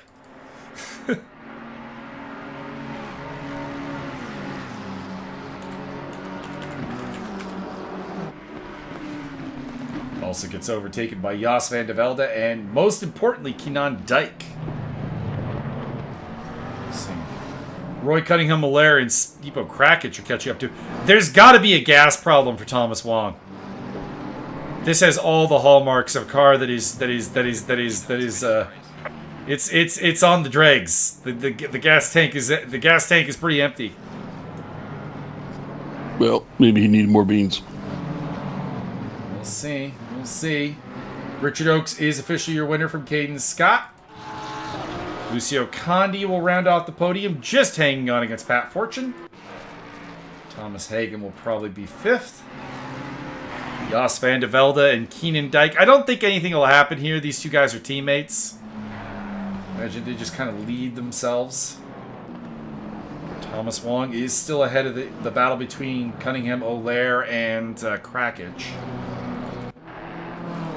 Kerry Pattenden was putting the pressure on, but has gone off the track near the end. Well, I don't know. Jos is really putting the pressure on Dyke. The smart move here would be just to finish in order for the Van Nels, but he's just drafting. It's fine. Could be. Shake and bake. He's falling back now. Dyke on the tail of Steve Tetley. Hagen's across the line. Robert Stoltz is across the line. And Steve Tetley will come home in 7th place, whatever the problem was at the end. Followed by Dyke, Van de Velde, and Wong, who may or may not have been out of gas. Roy Cunningham-Hilaire and Krakic. After that, it's going to be Grippin. Unless Pattenden can make up 4 seconds in basically the bus stop, which I'm gonna go bold here and suggest that the only way to make up 4 seconds in the bus stop is to cheat. He's got a power slide. I say this, Pattenden made up 1.5 seconds and got a drive-through penalty, so he did cheat. How far back is that time penalty? 80 seconds going to put him. Hobart Rallywell. That's going to cost him to Rallywell, and I think that's it.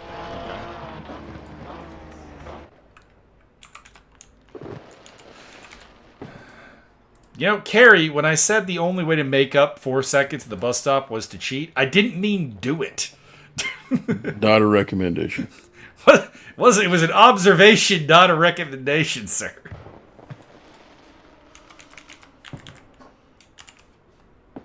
Oh my god. Tetley finished so fast, he's already in chat. What the hell? Go. Just doing a quick update of the spreadsheet here so we can do standings. Word on the street is that Steve finished 2 laps early, just so we can get here and listen to me battle. I mean, I'd be fine with that. Indeed.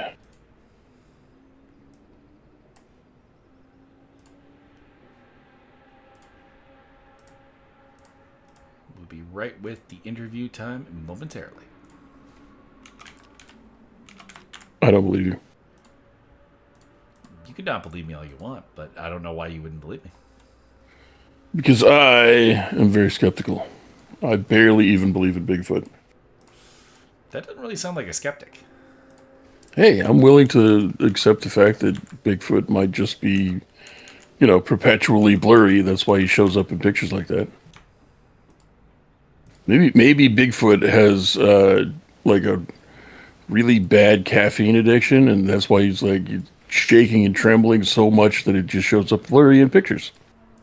I mean, I suppose it's possible, but I largely doubt it, sir. Well, it sounds like somebody just not very open-minded. I'm very open-minded. All right, let's just throw up a little car for you guys to look at. Today's winner was a Porsche, so we got to do Porsche. Put another Reliant Robin.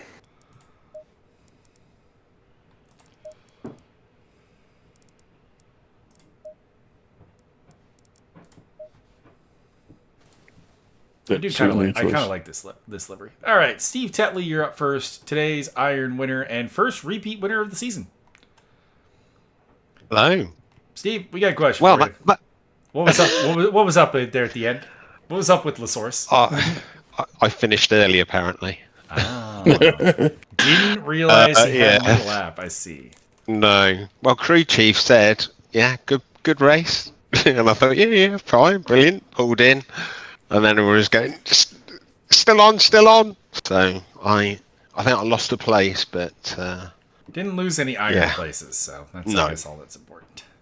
But I think I gained quite a few positions early on. I think there was a bit of chaos, and I managed to avoid that, and then just kept it tidy. There was a lot of chaos early on.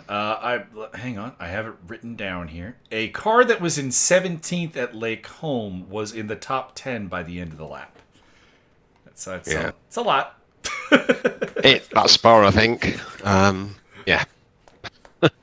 But enjoyable race, and onwards and upwards, hopefully. Yeah, getting a good start on the season. You're 6 points clear of Roy Cunningham O'Lear, possibly more. I don't know who got the fastest lap in the iron category, so there is a point that is not accounted for. And as the winner, there's always the chance that it's yours. Very nice. I suppose there's also the chance that it's Roy's, so I guess that could go. Oh yeah. Okay, thanks guys. I'll catch you later. No Enjoy. problem. Second person who had their hand up was Mr. Mustang himself, Thomas Copenhagen. How are we doing today? Hello. Good day. So, what is your cope for today with your third place finish here today? Oh, my cope is basically the final corner in lap 1. I was brutally murdered, which put a little bit of a hindrance to my race. I'm going to say it though. I don't know if you can complain. Your boy Adrian Marood, we literally saw have attempted homicide committed against him on that same corner. So yes, I feel like he has the win. Yeah, I've heard about that, and I'm sure I'm gonna see that in a ticket. That we'll have to deal with later. We'll see. The driver who did exit the race pretty much right afterwards, so possibly hardware failure. Yep. We'll give him a benefit of doubt for now. Yes, exactly. I have seen that before. I have been on the losing side of that when I've been like, all right, it was at Brands Hatch and I was going through Sheen Curve and it's like, all right, brakes. I don't have brakes. Here we go. Yeah, I've experienced that myself, both on the giving and the receiving end. So aside from the issues on lap 1, how'd the race go? It went well. I noticed I struggled a little bit with some understeer at the start of the race, and then the last 15 minutes it switched over and I started struggling with oversteer. Well, that's never a good plan. No, I would have hoped it would be somewhere stable in the middle, or preferably constantly oversteering or constantly understeering, so I don't have to adjust so much.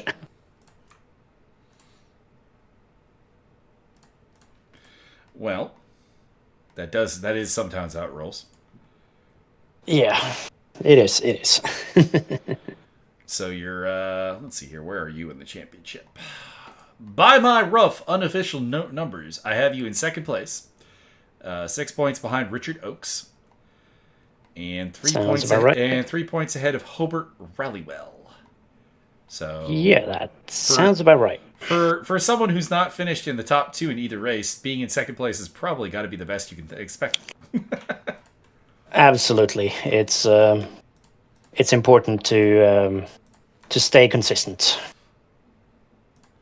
Well, 2 third places in the bag.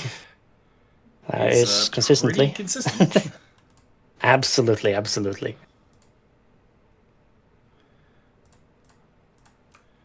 All right. What are your thoughts for next race? Next race, wait, next race. I haven't paid attention. Let's see here. Let's see. Where is the next race? I think I looked this up the other day, but Macau in the dark. It would be Hungaroring. It's Hungaroring, yeah. Hungaroring, one of the tracks I've not driven too much, so I don't expect much there, but Imola, round 4, that's my baby, so if I don't get 6 or better, I'm actually going to cry a little bit. Oh. Well, you're at 100% podium rate. Yeah, so that's good. So far, so good. Yep. So, no, I'm not expecting much for Hungaroring, but hopefully I'll stay consistent the rest of the season at least. Yep, there's a drop score that's always in play, and if you can make your drop score be a pretty good one, you can at least take some points off some other people. Absolutely. That's my plan. All right. Well, good luck to the Nubs Racing Mustang. Thank you very much. Bye-bye. Next up, we have Pat the Hamster, Fortune of the Stunt Possum Crew. Pat, hello. Welcome to the interview section. Thank you very much. How are we? I will say I have you in second place in category, although 9 points behind Lucio Conde. Yeah, and I was chasing him down the last couple of laps there. It was some great racing from Lucio. He was super fast. I just couldn't live with him. Like, it's nuts. I had consigned myself to third, and then I noticed that poor Josh, got a drive-through, so I was there. Oh, maybe if I can get Lucio, I can get first, but no, it wasn't happening. I got within a second or thereabouts, less than a second, like on the last 2 laps, but no, he's just too fast. But I'm happy enough anyway. It's way better than last week. Mm-hmm. Second place is a solid run for the Lamborghini around here. We didn't see you in the wall. We didn't see you put anyone in the wall. We didn't see you pick up any penalties. So it's that's a perfect race, honestly. Maybe you should look at that replay again. But anyway. Don't encourage us. No, I think I kept it pretty. There was a bit of rough and tumble on the first and second lap, but it was just like rubbing door handles with guys. It wasn't. I don't think there was much in it really. But I feel bad for Josh. He did such a good job. He was like he had checked out and then hit that drive through. I'm assuming it was for track limits. So bad luck, Josh. But you can't win them all. Would have preferred that to go to Lucio. Yeah, absolutely. Although Lucio, no, he didn't deserve it either. He drove a great race. Like, I don't understand that, because I was in third when I went into the pits, and when I came out, I was there. Well, I'm assuming I kept Lucio behind me. Nope, right in front of me. Don't know how he did it. I don't know if he didn't take tires. His pit crew were better than mine. He was probably cheating or something. I don't know, but Ball hacks. Yeah. Well, it's also just like just getting the timing of the pit right when when your form is starting to drop and you get back in that you get in there, you get that recharge. We'll probably bring it up with Yas. Yas pitted a little bit too late, for example, in the race, because when he was out in the lead, there were like 2 laps there where he either he lost focus, or the tires maybe were a little wrong, or he got screwed over by somebody and we just didn't see it. This is also an option. Entirely possible. Entirely possible. But lost a lot of time, and that was going a little too long. Yeah. I actually pitted earlier than I intended to, just to try to undercut the guys ahead of me, but sure, it ended up working the opposite way. I won't be doing that again. Well, second today is still a solid effort. You're still very much in the championship hunt. I mean, everybody is at this point, but you know, more than most, you're in that fight. You're gonna need some people to beat Condi, I think, down the stretch, but you know, it's in play. Yeah, and to be honest, there's some interesting peculiar players in the field for the bronze category that could do quite well. I'm looking at Tyler Scott, Robert Stoltz, Michael Taylor. These are all people who probably don't have the consistency to be in the championship hunt itself, but on any given day. Anything can happen. That's true. Yeah, it's a pretty small bronze field this season, but everybody's got their strengths, so you know it makes for good, interesting racing. I'm happy enough, and I'll take second with a smile. All right. Anything else you'd like to bring up from the Stunt Possum crew? No, Stunt Possums are happy. The High Possum will now go and have a beer and let somebody else chatter away to you guys. Where are your fellow teammates? Where's D Hines this season? He got a gig with we're both musicians, and he got a gig with a band that just a wedding band, and he's playing a gig. He played a gig tonight. He played a gig on last Sunday, but he will be back next week. Excellent. So I don't take gigs on Sunday nights. This is too important. Excellent. Okay, guys. Thanks again for the commentary, and I'll talk to you next one. Okay, I didn't see who had their hand up first between Lucio and Yas. We will go. It was Lucio. We will go with Lucio because I do want to see Yas for the end because I have questions. And Lucio, Josh was first, but thank you. Once again at the top of the podium. Maybe not on merit this time, but at the top of the podium. It was such a roller coaster, this race. I beat Josh to pole, but on the first stint, I swear that I thought to myself, like, I'm not winning this race. Josh was too far ahead, but was faster than me. He was getting away. But then on the pit stop, I somehow got ahead. And I had to serve my success penalty from last race, so I don't know how. Like I said with Pat, I think Yas, and we're going to ask him, so we'll get an answer, but I think Yas either ran into the typical went a little too long and the brain kind of got a little foggy, or went a little too long and the tires were screaming. I overtook Pat in the pit, in the pit phase somehow. Yeah, but he was. Yeah, how did you do that? I don't know. I swear I don't know. I was gonna say how you overtook Yas was pretty simple. Yas lost about 8 seconds in the last 2 laps of his first stint, and we're gonna ask about why that happened. We have theories, but not necessarily any kind of hardcore evidence, and that obviously helped. What? How you overtook Pat in the pits? That I don't know. That I have nothing. I need to check the replays. I don't know if he had traffic or whatever. I didn't. No. You sure you pitted, right? He did pit. Yeah, I the think game so. will bust you for that. Okay. And I did serve my penalty and everything. It was a 35-second stopped. Magical. So, you took tires? Yeah, everything. Bloody tires. Well, I was going to say, if you didn't take tires, you would have got him at the end, Pat. Yeah, I know. That's what I was kind of hoping that he hadn't. He can't have taken tires. He can't have. No. I did, but since on the second stint I was ahead of you, I was pushing from the start, and I was not as kind on the tires, and I felt that at the end you were catching me again because I couldn't go any faster. All I needed was 1 or 2 more laps, man. I might have got you, but no, you drove so well. I hadn't a hope. There was a lapped car in front, and I was like, "Oh God, no! This is going to be it." Yeah, I seen JT appear out of nowhere. I was there. Yes, this is it. But it wasn't. It was fun. It's Yeah, even great better race. because I won. But even if I didn't, I would say that it was a great race from Well, that's everyone, good. just included. That's the right attitude.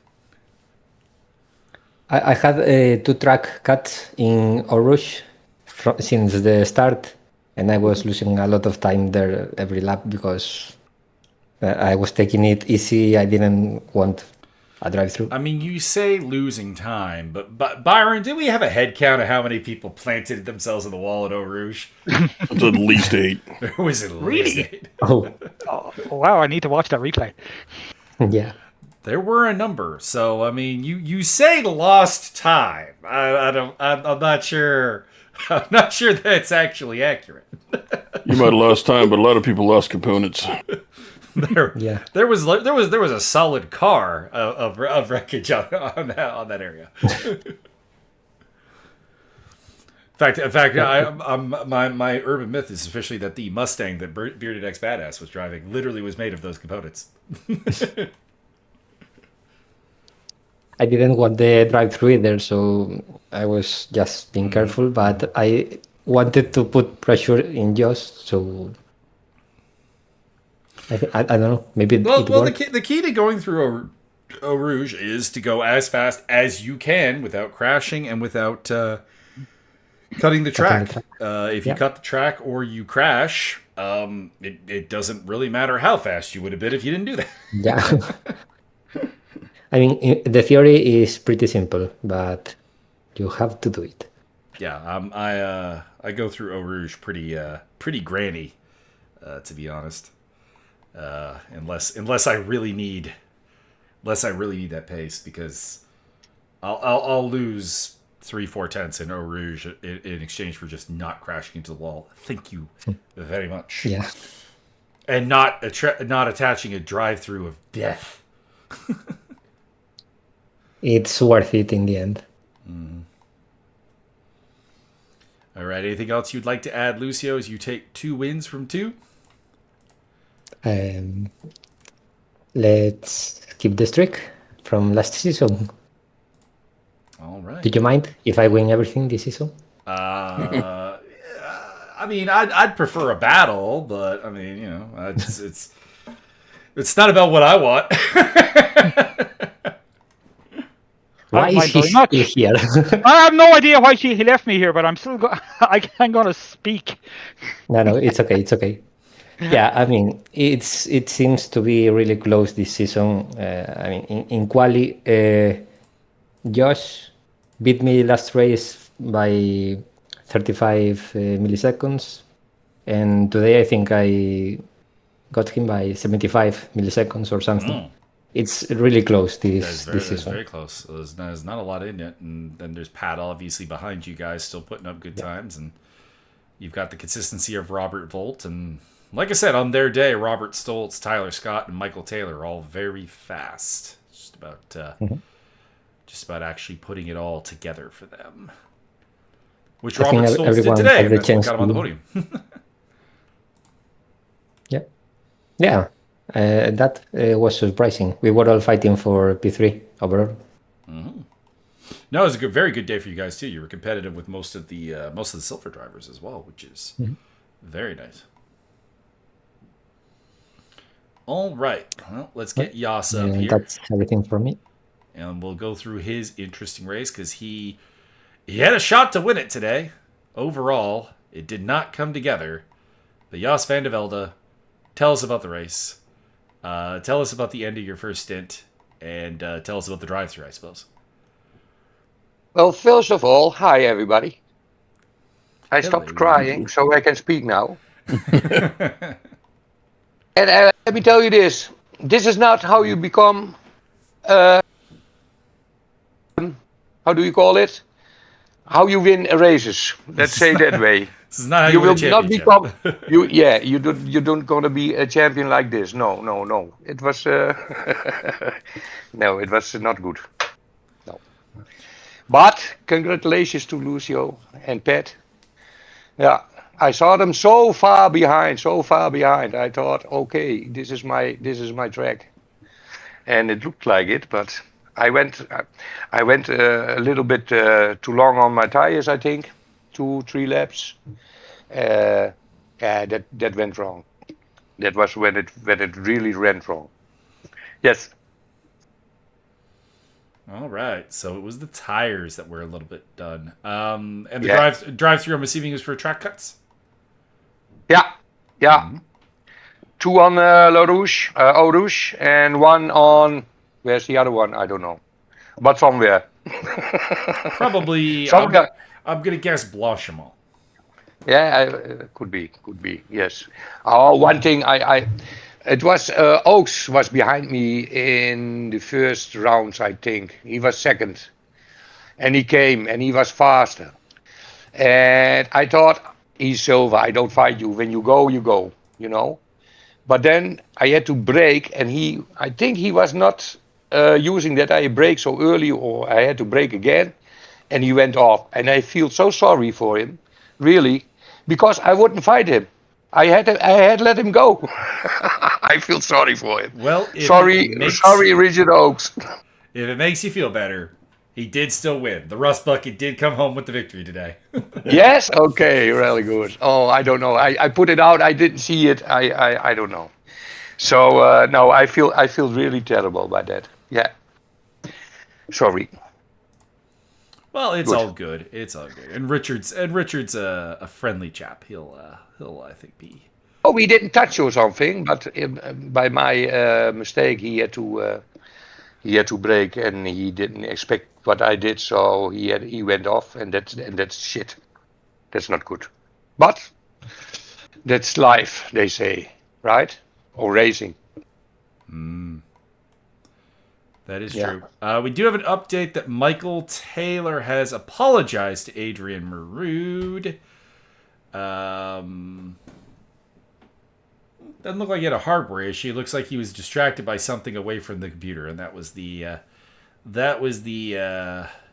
issue.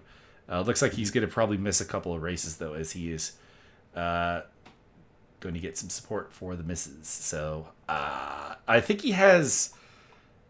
Byron can correct me if I'm wrong, or if he remembers. I think Michael Taylor's got like a relatively young child, so I imagine that is. Oh, that I don't know. Probably probably maybe the cause of the problems. So he may. He may need to do some dad time. Okay. What place did I get? I don't know. I don't even know. You were fourth in class, so you've been fourth in both the first 2 races. Which is unfortunate, because definitely podiums were on offer in both cases. Yeah, I know. But last race, last round. Late drive-throughs killing you at both Silverstone and Spa. Silverstone, that's not normal. That's really not fun. That they have to put it away, really. Do the fences away or something. This is not normal. Really. I like Silverstone. Oh my God. Like Silverstone. Silverstone is good. You can do that, yeah. Okay. Yeah, that was it. Next time better, I hope. All right. It's always the goal, I think. Yeah. Well, I mean, you got 2 4th places on the board. It's not too bad. You're still in the hunt, and definitely the pace is there. It's just ironing out some of the kinks. Some Pat and some Lucio. They were. I have to hunt them. I have to go by.